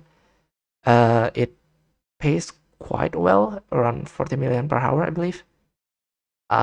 Actually, it really depends on your DPS. It really depends on your DPS. As a new player, you probably won't be able to reach 40 million per hour using a Vexor, but you will definitely be able to do it in a Praxis. Praxis has very high DPS. The issue is it's very slow. It can permatank all the enemies except the special spawns. But Praxis is generally the ship to go to with if you want to belt ratting effectively. But Praxis is also a very expensive ship. 300 million is, and you only do it for belt ratting, it's not really worth it. So most people only use Vexors. And in belt ratting, you will want to chain the belt. You will want to find a couple asteroid belts with battleship in them. You will only target the battleship and leave at least one red alive. You will warp to the other belt and kill the battleship, kill at least one red alive, rinse and repeat. And once you do a full cycle, you go back to your first asteroid belt and you will see that the battleship has respawned. And you just kill it again and go to another belt, kill it again and again and again. This is called chaining belt. This is a method to maintain high ISK per hour in belt ratting. There is no clone soldier in nullsec, so you can just do this without worrying about clearing the belt. The loot is around, I would say, more than half of where your ISK is coming from. So there are a couple modules that can be valued pretty highly, especially for industrials, because in nullsec it's much easier to gain materials from scavenging the modules you get from ratting instead of howling it. And this is where most of your pay is gonna be from. And the average will be around 40 million per hour. For reference, a process with 800 DPS can get up to 53 million per hour in bounty only, not counting the loot drops. I have no idea how much factory can make, but I calculated it to be below 40 million per hour if you are still quite new and don't have max drone skills, because it's all depends on your DPS. How fast can you run and kill the battleships? You can try using mobile tractor unit on these belts. They will not be destroyed by the rats. But the issue is, if anyone comes in, it's gonna be quite hard to rescue the mobile tractor units, and there's a chance that other players can just blow up your MTUs. Alright, that is for belt rating. The next is anomaly and escalation. This is where the new player limitation starts to hit. Anomaly and escalation, most of your payout will be from bounty. For anomaly, your payout will be from the bounties, while for escalations that you can get from anomaly with 5% chance, those can be run in battleship. A praxis can do it up to 8 out of 10. For new players, 8 out of 10 is your limit. If you do it anywhere higher, so for 10 out of 10, you will get outstat and you probably die because the enemies are hit quite hard that your tank cannot really hold it. So before doing each site, you want to check out the wiki page first, know what the sites are, what the spawns are, what the mechanics are, and just please check wiki page first before doing it. It will save a lot of hassle. It will save you time in figuring stuff out, and it will lower your risk of getting exploded by rats. Usually people would use a battleship. Some people would use a Gila instead. It's pretty mind-boggling how effective Gila is. And last is heavy assault cruiser. The most popular escalation runners are heavy in the heavy assault cruiser category is Ishtars. Ishtar rather is practically let's say a widely known ship in EVE Online to be a ratting ship. It is the go-to ship for null-ratters who AFK most of their time, and they will just run Ishtars in multiple accounts and make a bunch of monies. And you can do escalation in an Ishtar. And lastly is Cosmic Signature DED. It's practically the same mechanics as the low sec. You can just grab the DED sites, so using scanner probes instead of searching it from escalations.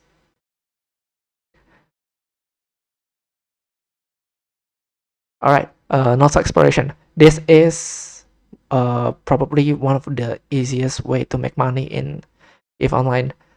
This is alpha friendly, very alpha friendly.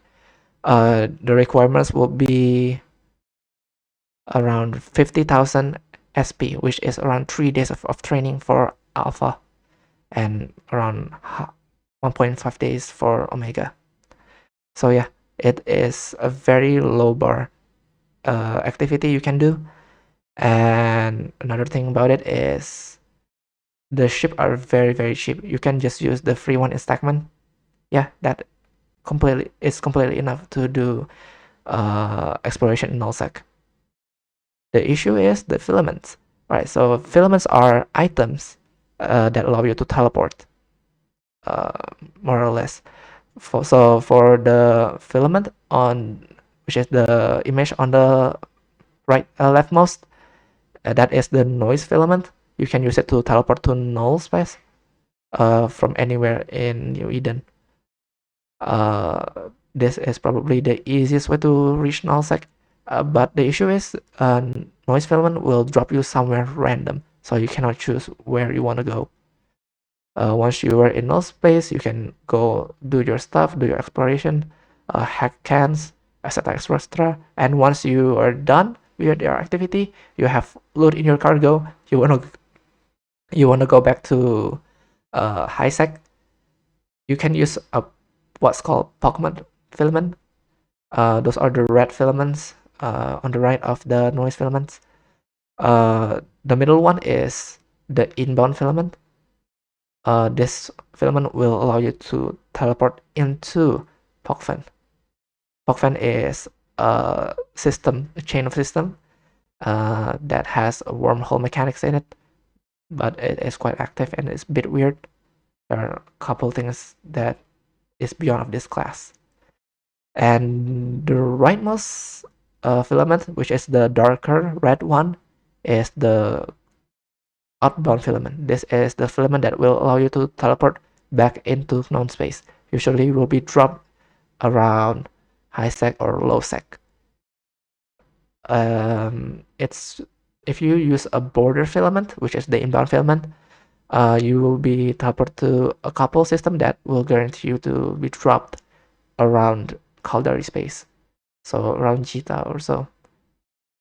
This is the best method to enter the Pokemon, unless you want to start jumping between Pokemon filament, which if you want to jump between Pokemon systems, which is pretty dangerous because you can get bubbled. For the outbound filament, the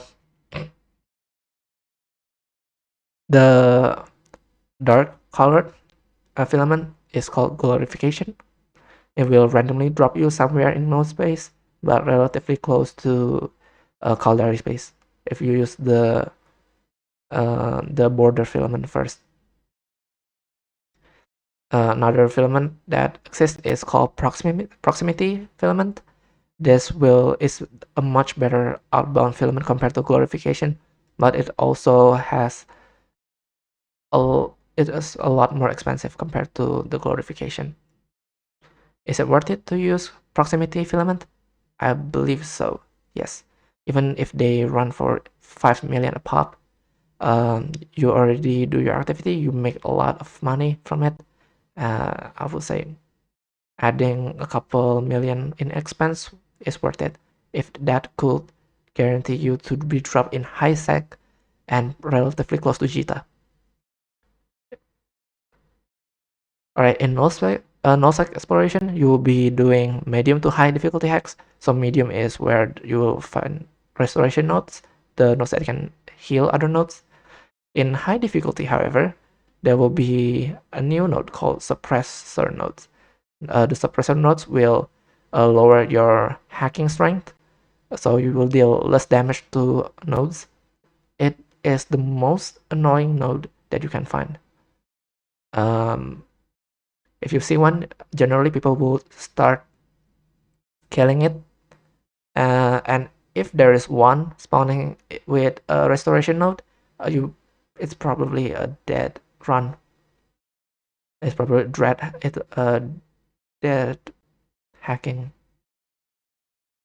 because your hacking strength will just go way lower. For alpha, hitting a suppression node is usually a death sentence because alpha do not have the hacking strength to destroy it effectively unless they find a item that can cut down the suppression node HP. So in node exploration, instead of moving around systems randomly to find cosmic signatures, you will want to use agency window. This will save you the hassle. You will figure out which system has the most cosmic signature, how far they are from you, and you can just use it to gather information and plan your routes. It is a much efficient way to do exploration, and I highly suggest to use agency window.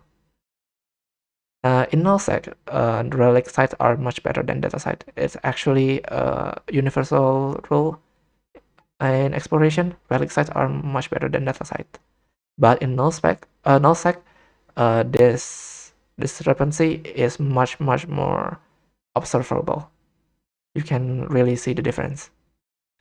For relic site, most people will definitely target relic site first. Hence, people do have a list of a nullsec space that they will consider to be the best, which is the Sansha. Sansha nullsec area is the best. Because of the item intact armor plates, you can see on the bottom right, a single can hold up to 100 million as in loot just because of that intact armor plates. That is the power of Sansha. The next one are less relevant. The Angel, Gurista, Blood Raider, Serpentis. It is mostly interchangeable. I actually prefer Gurista over Angel because Gurista has higher chance in dropping Logic Circuit, which is the second most valuable item in exploration. Well, Angel can drop trigger units, I believe, which is like the third most expensive item. And in nullsec exploration, we want to target data, relic, ghost, and wormhole. Even if you find data site, some people will skip them, but generally, if you cannot find anything else, you can just go for data site. That's completely fine, especially in rogue drones area. In drone space, there will be no relic sites, so you have to make to do with data site. And because filament has a 15-minute cooldown, you can spend your 50 minutes hacking the drone data sites. That's completely fine. And if you get lucky, you can get escalation for drone sites, which will lead to a very expensive blueprint copies of augmented drones. But normally you will want to target relic sites. Those are where money is at in general. And if lucky, you can find ghost site. The difference between ghost site here and ghost site in low sec is the hacking difficulty is medium to high, and the loot is a bit different. So in null sec, there will be no middle spawn. The middle spawn is the jackpot and the low sec. In null sec, there is none of that. So each site in a single can, you will get around 30 to 40 million. Actually, that's pretty high. 20 to 30 million ISK. And so if you can hack 2 cans, you only get around 50 to 60 million ISK per site. And because the hacking difficulty is much higher, it will take more time to hack, so you cannot do all the cans. You will have to choose your cans. And lastly is wormhole. Wormhole is for access. Again, you don't really enter them unless you really have to. But having a wormhole scan is a quality of life, just in case if you want to go back and enter those wormholes, or if you find a wormhole to high space, high sec, That is also a valid way to travel back into high sec instead of using Pokfen. The expected average for this activity is around 40 to 60 million per hour. This assumes you're already pretty familiar with exploration. So earlier on, you will probably make less than that, around 30 million, 20 million is per hour in worst case scenario. But once you get used to it, 40 million per hour is very, very easy to reach. And 60 million per hour is where I would say the average. But I think you should probably fixate on the 40 million first. That will be your goal for null exploration, especially for alpha. For omega, your average will be around 100 million is per hour. So yeah, that is your goal, alpha players and omega players. As usual, there is a free shipment contract that those ships are practically enough to run null exploration. The issue is the filaments. You have to buy them separately in trade hubs. And last time I checked, there are almost no Pokfen filament in Stagman, so you have to travel a bit. Does anyone have any questions?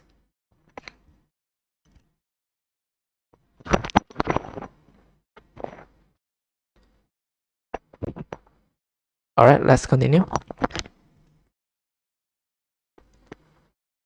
Nullsec gas harvesting. Oh yes. This is for omega only. So in nullsec there are two different types of gas site. Actually, this is probably doable in alpha. Yeah, it's doable in alpha if you only choose for the myko gases. Myko gas is the gas you normally find in low sec and high sec. They also spawn in null sec, usually in NPC null sec. In soft null, you can find cytogases. The special thing about cytogas is the gas explodes. If you mine the gas, if you have the gas, and there's a chance that it might explode once the cycle ends. And that explosion hurts a bit, and this is the reason why frigates are just not used when having Saito, but frigates can still used to be used when mining myko. The Saito explosion damage is varied. It depends on what cloud it is, and each cloud can only spawn in a specific site, a specific area of Softenol. So usually if you're in Softenol, you have a corp in there, or you just somehow live in Softenol, you can just have a barge with a certain damage profile resistance to them. You can check it in our wiki page. There is a list of every single gas site, Saito gas site with their damage profiles and what they have inside. Some sites have rats in them, so you have to clear them first. Just be aware of that. You will want to research the site before entering them. Right, so for barges, the best gas huffer is actually the coveters. Most people hate coveter because it doesn't have that much cargo space. But for gas huffing, that cargo space is just enough. Because gas is pretty slow to gather, and well, they're pretty valuable overall. So just a small volume can be valued very, very highly. The question of passive or active tank, it really depends. Normally, if you're running solo, you will want to use passive tank. It saves a lot of hassle. You don't have to worry about damage resistance, and you can just start halving alone. If this assumes you're using a barge, frigates cannot do Saito gas halving unless you employ very specific fit or techniques, which I'm not gonna delve into. In general, you will want to use passive, but if you're in a fleet with multiple players, you will probably want to start using active tank. It's a bit weird method, but this is the actually better method when doing non-site gas harvesting in Saito, because the explosion depends on when your gas huffer ends their cycle, and there's a chance that some bad RNG happens and multiple people ends their cycle in pretty close time frame, and all of them explode. And for passive tank, that is enough to kill a barge. So sometimes active tank is preferred. But the issue with active tank is that you have to worry about resistance, so do keep that in mind. Yeah, as I mentioned before, some Cyto sites have rats in them, so you have to clear them first before you start your activity. Boosting, it's widely done in Sofnol for Cyto gases. I'm not really sure about myko gas, but I will imagine so, the same thing. For gas compression, for Cyto gas, it is worth doing compression even if the gas loses value.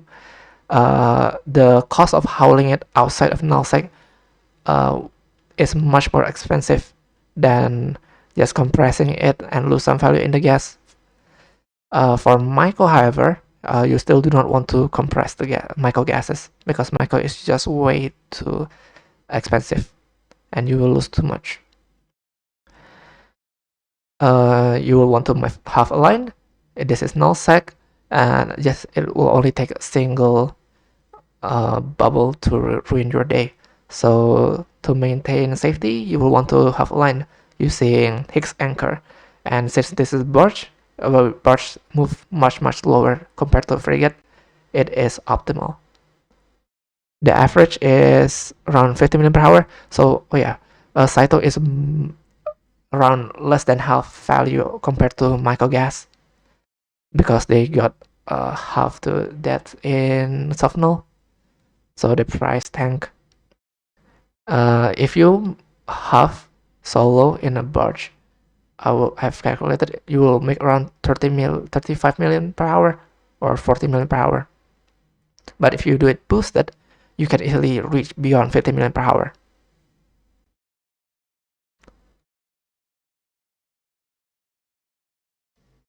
Alright, next is nullsec mining.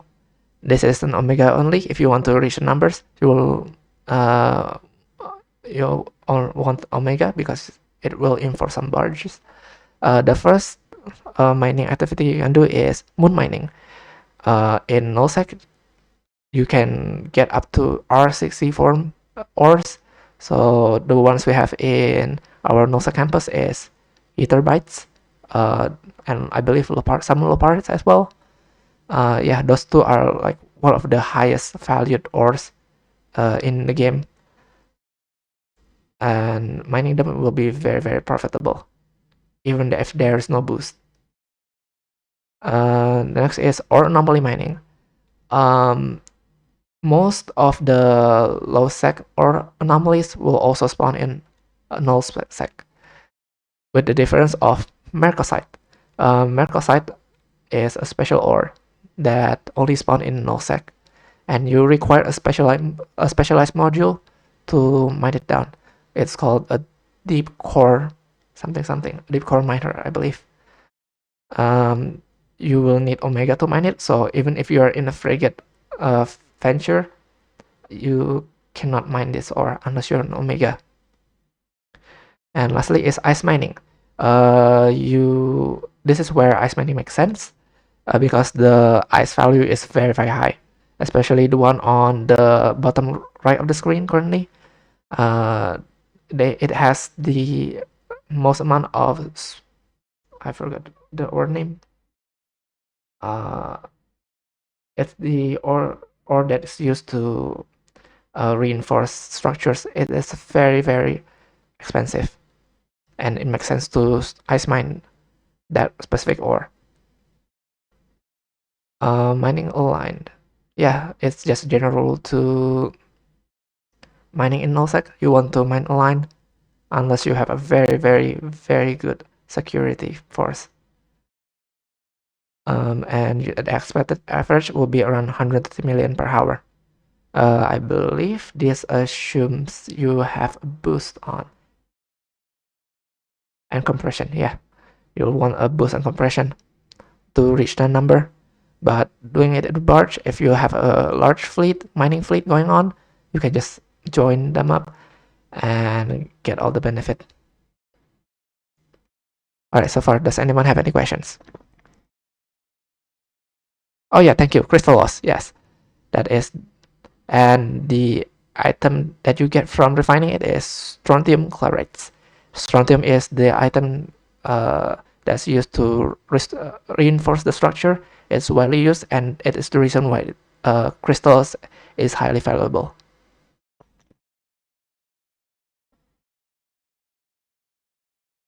All right, since we don't have no questions, finally, wormhole space, the final space that I have to talk about. There are multiple ways. There are two ways to do wormhole space. First one is day tripping.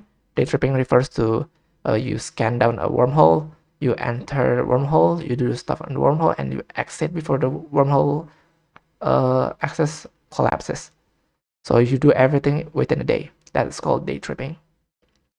While dwelling means you live inside one. It is much harder to do. It requires multiple people or multiple counts, and it is a more stable way to do wormhole activities in, but it's much harder. So do keep that in mind. In wormhole, there is no local, so this has two effects. First, you will never know that whether there's someone with you in the system. So technically, it makes things much more dangerous and spooky. But because of this, other people also doesn't know that you exist inside the hole. If you're cloaked, they will never know that you're inside the hole with them. So the chance of being hunted in wormhole is much less. And wormhole is also less active compared to high sec and low sec. It's probably less active compared to null sec as well. So it is quite safe. It is safe, it's dangerous. I have no idea whether it's safe or dangerous. I just cannot tell. There's the pros, there's cons. But there's one thing that's definite. It is a logistical nightmare for solo players. If you plan to dwell in one, I suggest do it in a group, figure out a system, or just join up a wormhole corp. That is the easiest way. The reason for it is the wormhole access being so volatile. If it collapses and you have no other account inside, you cannot make your back to that specific hole.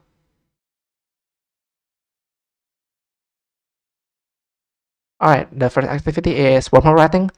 In wormhole, there are special rats called the sleepers.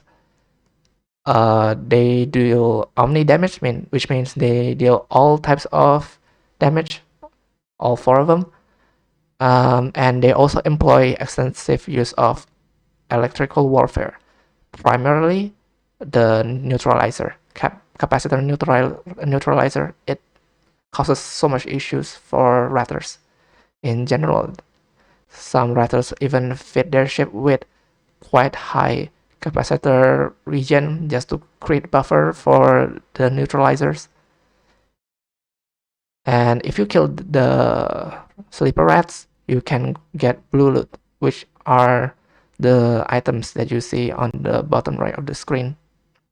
Those blue loots are items that you can just trade in known space in high sec or low sec for pure cash. They are essentially banknotes. The value is pretty high, so yeah, wormhole ratting is pretty profitable if you can do it consistently. But first you have to pick wormhole class. C1 wormhole is usually avoided because the payout is very low for what you're essentially risking. But it's the easiest wormhole class to do. You can do it in Gnosis with suboptimal skills, but people tend to avoid it. In class 2, so C2 wormhole, this is where the money starts raking. The issue is the rats suddenly became much more difficult. There are more rats, there are more DPS to handle, there are more newts, and you have to probably abandon your Gnosis for something like a Drake. Drake is widely known as the best, most cost-efficient ship to run C2 in, and for anywhere above, so the next one is C3, you will want to abandon your Drake and use a Praxis. Yeah, that's the difficulty spike. It's very sudden, and you'll want to research on the site first, because specific rat, if you kill all of them, the next wave will spawn. So if you kill the wrong one, you might accidentally increase the DPS check, and it can lead to your death or just push you out of the site. You can check it if you search on Google, Rykki, RYKKI, wormhole guide. You can easily find the spreadsheet for every single wormhole site in the game. This is for C3. For C4, Praxis can actually do it, but people tend to skip it because of how C4 rats spawn. They will spawn 100 kilometers away from the site. So it makes things very slow and very annoying to do. You have to do a lot of warps, and it just introduces another element that you can mess up in, and that is added complexity, and which is why most people just ignore it. Most people skip C4. And C5, you will want a Marauder on the minimum. If you want to do solo, you want a Marauder. So the most popular one is, I believe, what is it called? It's not a Tempest, it's not a Necrophar, what is it called? Oh my god, it's not a Golem. It's the Minotaur one.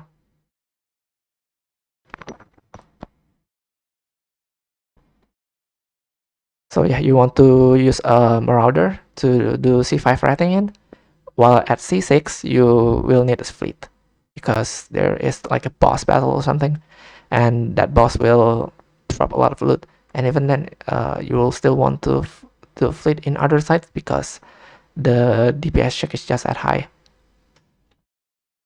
And then you will need to know that about Forgotten Perimeter and Unsecured Frontier. So these are actually scannable data or relic sites, but this is like the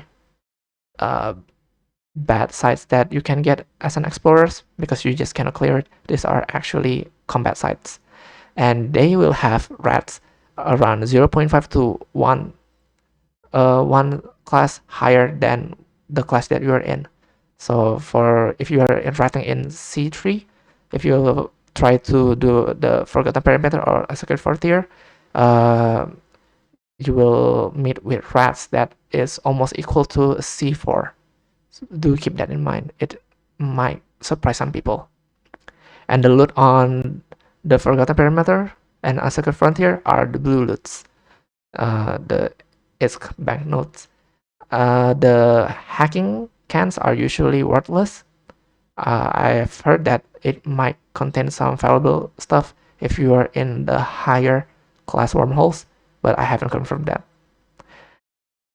On average, you will make it really depends on your DPS and wormhole class you're doing it. For Drake, your average will be around 60 million per hour.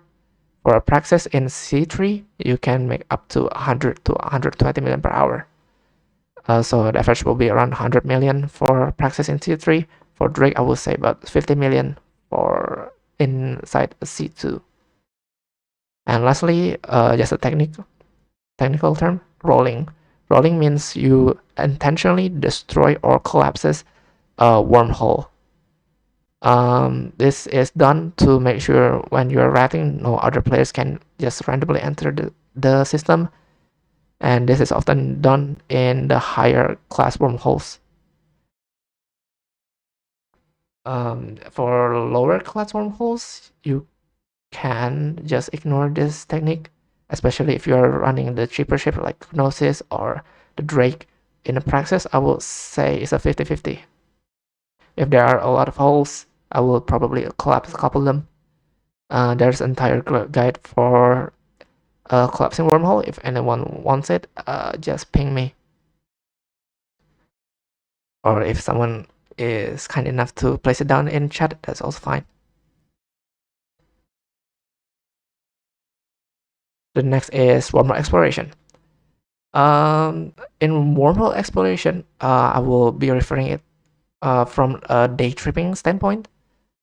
You will want to do it in the access point should be in either null or low sec, because in high sec, the activity in high sec is just way too much, and most likely the hole in high sec is already either explored or there's some hostile camping the wormhole.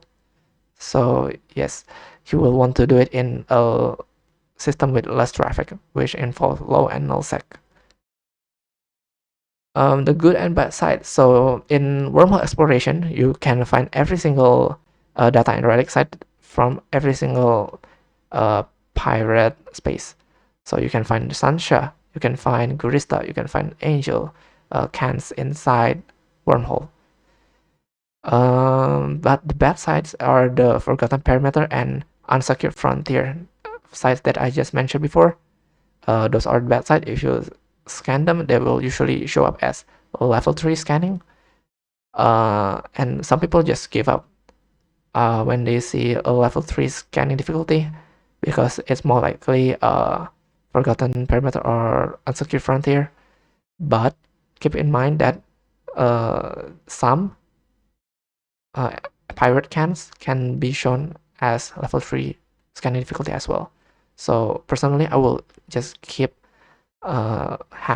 scanning until I see what the site name is, and then I will choose whether to ignore it or go through with it.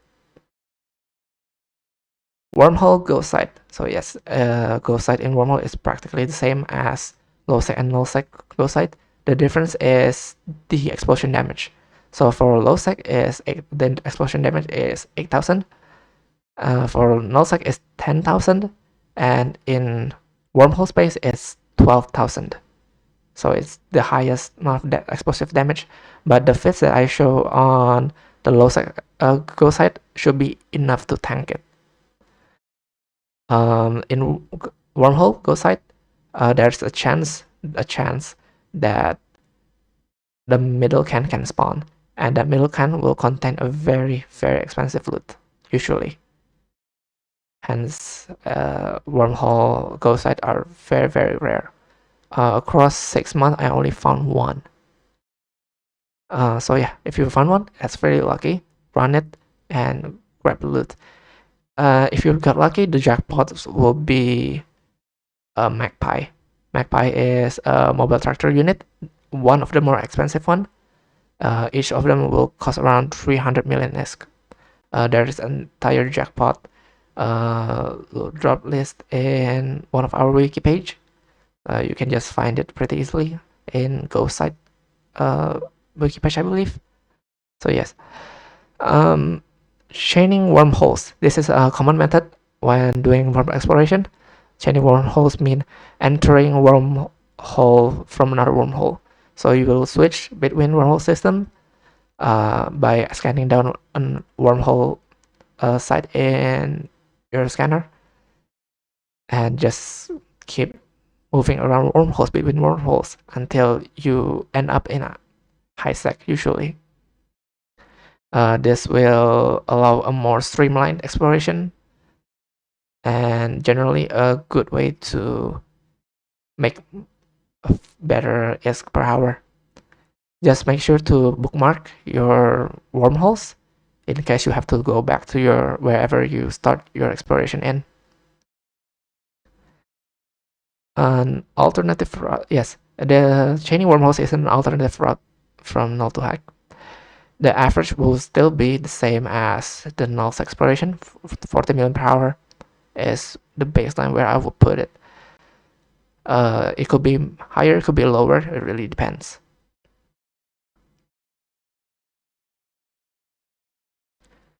Alright, before we continue, does anyone have any questions? Yes, the Fargur, thank you. Fargur is the marauder that's often used in C5. I've rarely heard about Paladin writing in C5, but Fargur is very, very popular because of its high damage, high shield, and um, high range as well. An autocannon Fargur can reach up to 80 kilometers, which is absolutely ridiculous. But yes, Fargur, thank you. I haven't heard about Paladin writing in high class wormhole, but I'm sure those are also valid options. Alright, well, since there are no questions, well, let's continue. Wormhole mining. Where to mine? In wormhole, there are no asteroid belts, so you have to use either anomaly or moon mining. In wormhole anomalies, there are usually rats. Those are the sleeper rats. You can just kill them and they will never spawn again. Picking ores. You can choose the most expensive ores that you want to mine. So for wormhole, there are only a couple ores that spawns there. The most expensive one is a gneiss. The second most expensive is an umber. So make sure to target those two ores first, clear them up, and you can focus on the rest. Actually, yeah. Why no moon mining? So you don't want to moon mine in wormhole. It's because moon mining in wormhole will only generate the R4, which is the least valuable, equal to high sec moon mining. And why do it in no wormhole if you can do it in high sec? This is intentional, so people can't just mine without any risk, because if you can control the hole, you can roll the hole, there will be no hostile that can catch you. The shift of choice. You can actually use a barge when doing wormhole mining. It's relatively safe, but most people will still use a frigate instead. Since doing it in a frigate is still a bit profitable, especially if those frigates are using the ore miner, so the faction miners. The boost and compression. So yeah, most wormhole miners will bring an orc, not an orca. They will bring a porpoise, because this is not a moon ores. You can compress it in a porpoise, and that will bump up your SP power even more. But of course, you're gonna need other people. You're gonna need a corp or something. The average will be around 50 to 60 million per hour. This is from mining gneiss and umber. Wormhole gas harvesting. So in wormhole, the gas sites, there are plenty of gas sites. Wormhole is where you can find gas sites pretty easily. But the gas in wormholes are called fullerite. Not myko, not cyto, but fullerite. Fullerite price are around half of mycoceracin, but it's still slightly higher than a cyto. You will want to choose your gas. Some gas are more valuable, some gas are absolutely worthless.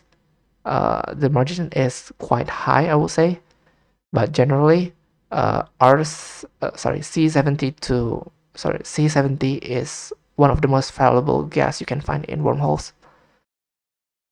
And C70 only spawns in a couple of gas sites, so you will want to target those sites as well. If you see one, probably want to have them. The ship of choice will be the frigates. Frigates are much more nimble. They can warp fast.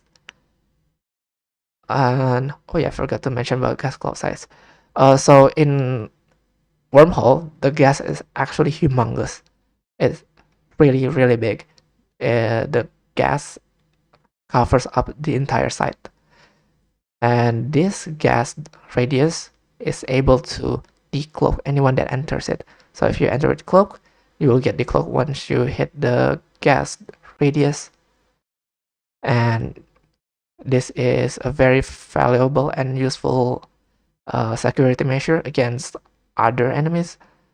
just in case you are being targeted, other enemies have to declare themselves pretty far away from you before and then burn toward you to scram you or bubble you. So you have a couple extra seconds to run away before you die.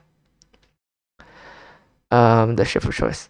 Yeah, you probably want to use a venture or prospect. I lean toward the venture because prospect cannot fully utilize its cloak in gas huffing, and using a venture is totally enough. Because of the low value of the gas, you can use T2 scoop, and because of the abundance of gas sites in wormhole, using T2 scoop are completely fine, totally fine. Even if it's wasteful, you can just find another gas site pretty easily. Gas compression. This is more for a group. If you try to haul a lot of gas outside the wormhole, you will risk collapsing the wormhole access points. So most people will lower the hauling by compressing the gas.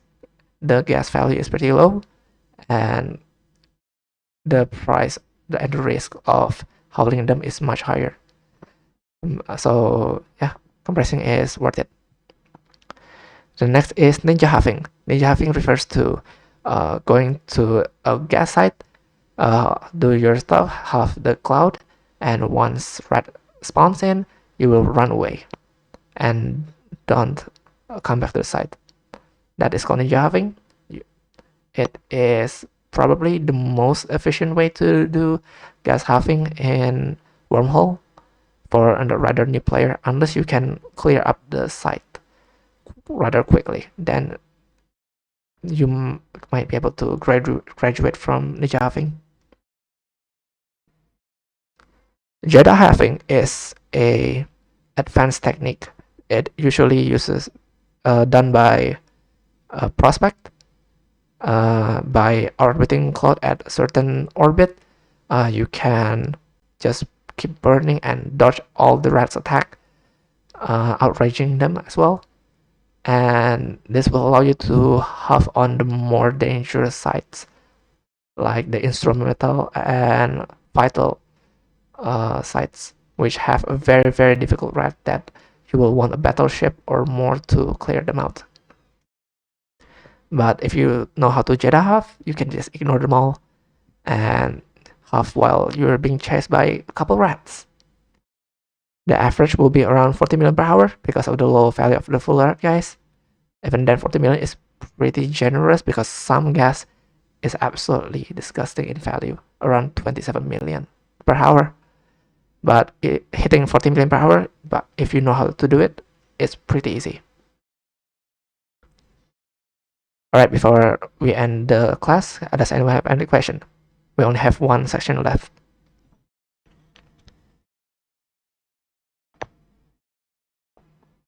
I will take that as a no. Let's continue. Honestly, the class could have ended now.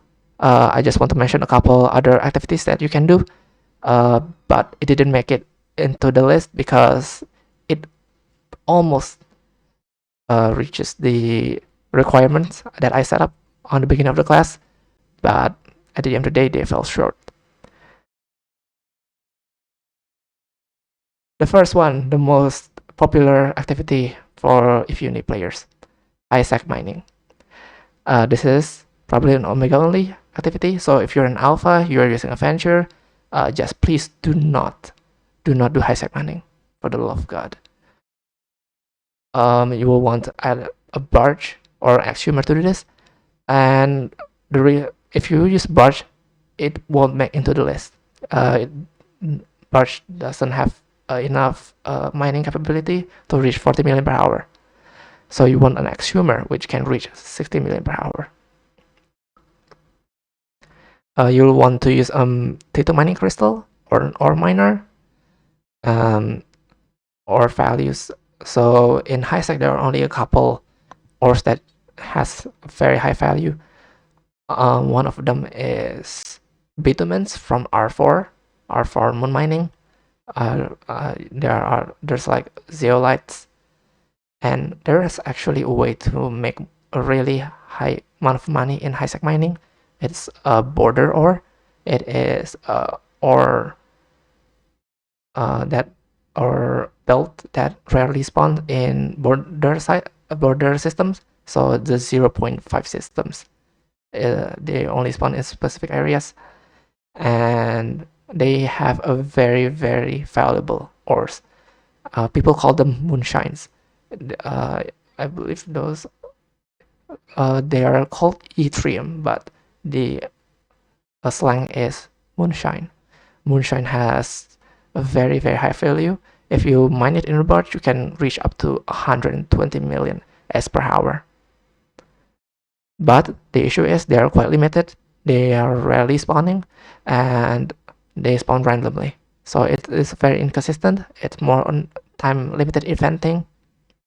If I can put it in some other words.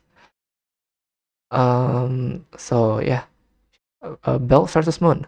So belt mining and moon mining is vastly different. For belt mining, the ores, the asteroids are much smaller in volume, so you have to switch targets more. While in moon mining, the asteroid is very big, so you can just focus on a single asteroid for a very long time. In belt mining, you can just use a porpoise to boost and compress, while in moon you require an orca. Or if you don't want to use a porpoise compression, you can also compress it in stations that has a compression surface. While you cannot do it for moon ores. The average for a T2 barge will be around 30 million per hour. That is why I said barge fell short. It doesn't reach the 40 million per hour.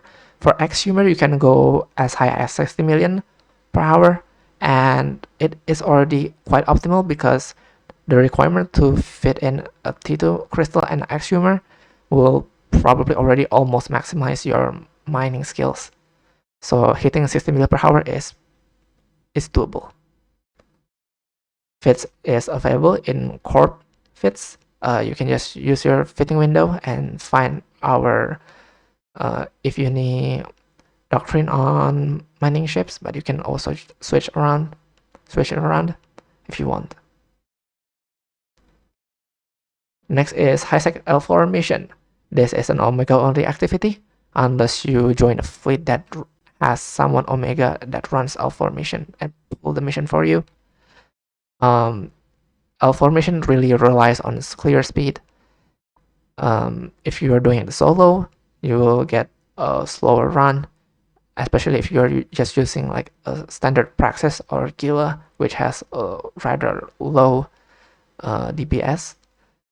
You generally want a Marauder to clear them pretty quickly. But yes, it really relies on clear speed, your S per hour that is.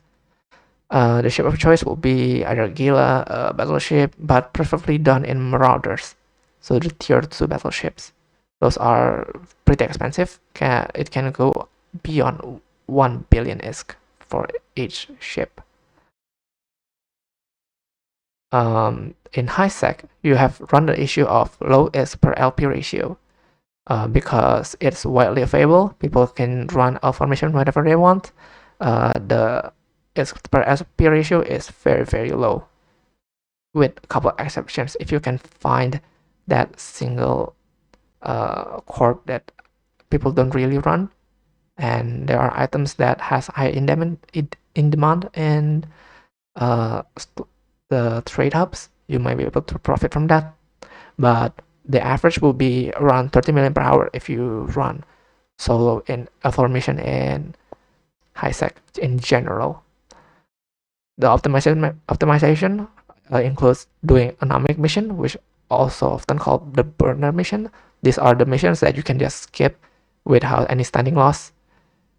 But if you want to run it, they are extremely difficult. It requires a very specific fits and generally high skill point for the pilot.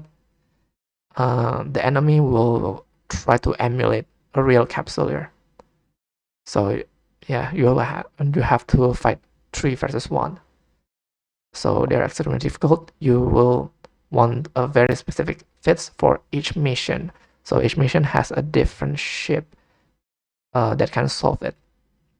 And I will say this: Anomic mission has been solved. There are plenty of guides, plenty of guidelines on how to do them, and do them efficiently. But one thing for sure, never take the faction burner missions. Those are way too hard, and those doesn't pay well. Doesn't They take forever to clear, and you can easily lose a couple 100 million ship because of it. Another method of optimization, this is actually the one that if Uni uses, is a fleet. So we often have a fleet up around 18 around 18.00 hour on if time.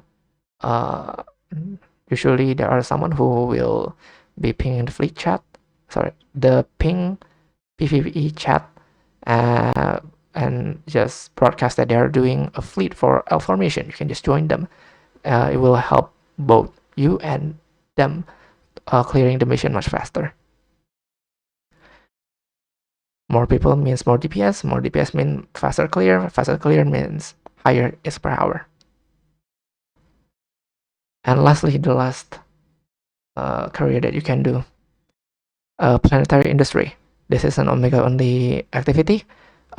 This is the so-called passive income. You just have to set it up once and manage it once in a while, and it will just print as even when you're sleeping. Preferably do it in null space or wormhole, because those two systems has the highest amount of resources in their planets. But you can actually do them in low as long as there are not too much competition. Just make sure to never do it in high. There are patterns in optimization for the planetary industry structures. You will want to learn how to do them, what are the patterns, and this will help increases your earnings in planetary industry. There are plenty of guides available for planetary industry, available in Google. You can just search planetary industry guide, and you can easily find them. The production tier. So you can grab R0 from planets. You can extract R0. Those are the base items you can get. Those are the raw materials. And using factories, you can craft it to P1, P2, P3, and P4. Generally, people will stop at P2 because that is the most optimal item tier to stop at. At P3 and P4, you will suffer from logistics and tax. Yes, you will have to pay tax. If you really want to get serious with planetary industry, you can have one account, one Omega account, and make 3 different characters. All 3 characters leveled into planetary industry, and by the end of it, you can have 15 planets. You can just produce stuff, printing money from 15 planets. Those are the reason why planetary industry can be very, very profitable. And because of this, its low maintenance requirement, you don't have to manage this career too much. You can just leave it be and only do it every 3 days or even a week. The issues with planetary industry will be the logistics. So if you live in null or wormhole, you might have trouble with carrying your stuff to a trade hub or somewhere you can sell them. In low, it's less of an issue. And there is something called, actually I'm not gonna explain that, that's way too advanced. And if you're lacking in some sort of materials to produce a higher tier items, you can actually buy them from the market. So you don't have to get all different types of planets, do it on all different types, and carry items between planets. Those take way too long. So if you're quite lazy, you can just buy the items you need from the market, go back to your planet, drop it there, and start producing the higher tier items. That is an option. And in planetary industry, it's all about balancing between effort and earning. Planetary industry is supposed to be a low effort job with a relatively high earning. So maximizing between that is very, very important. It really depends on each person. Some people really hate doing planetary industry because it is quite tedious to do. But some people really love it and do change their structure patterns every 3 days or even every day.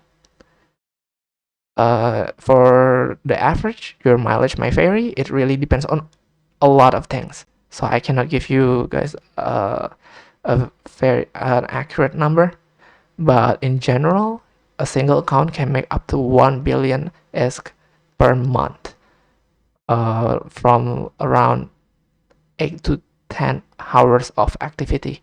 The activity includes restructuring your patterns and hauling your items every 3 days or so.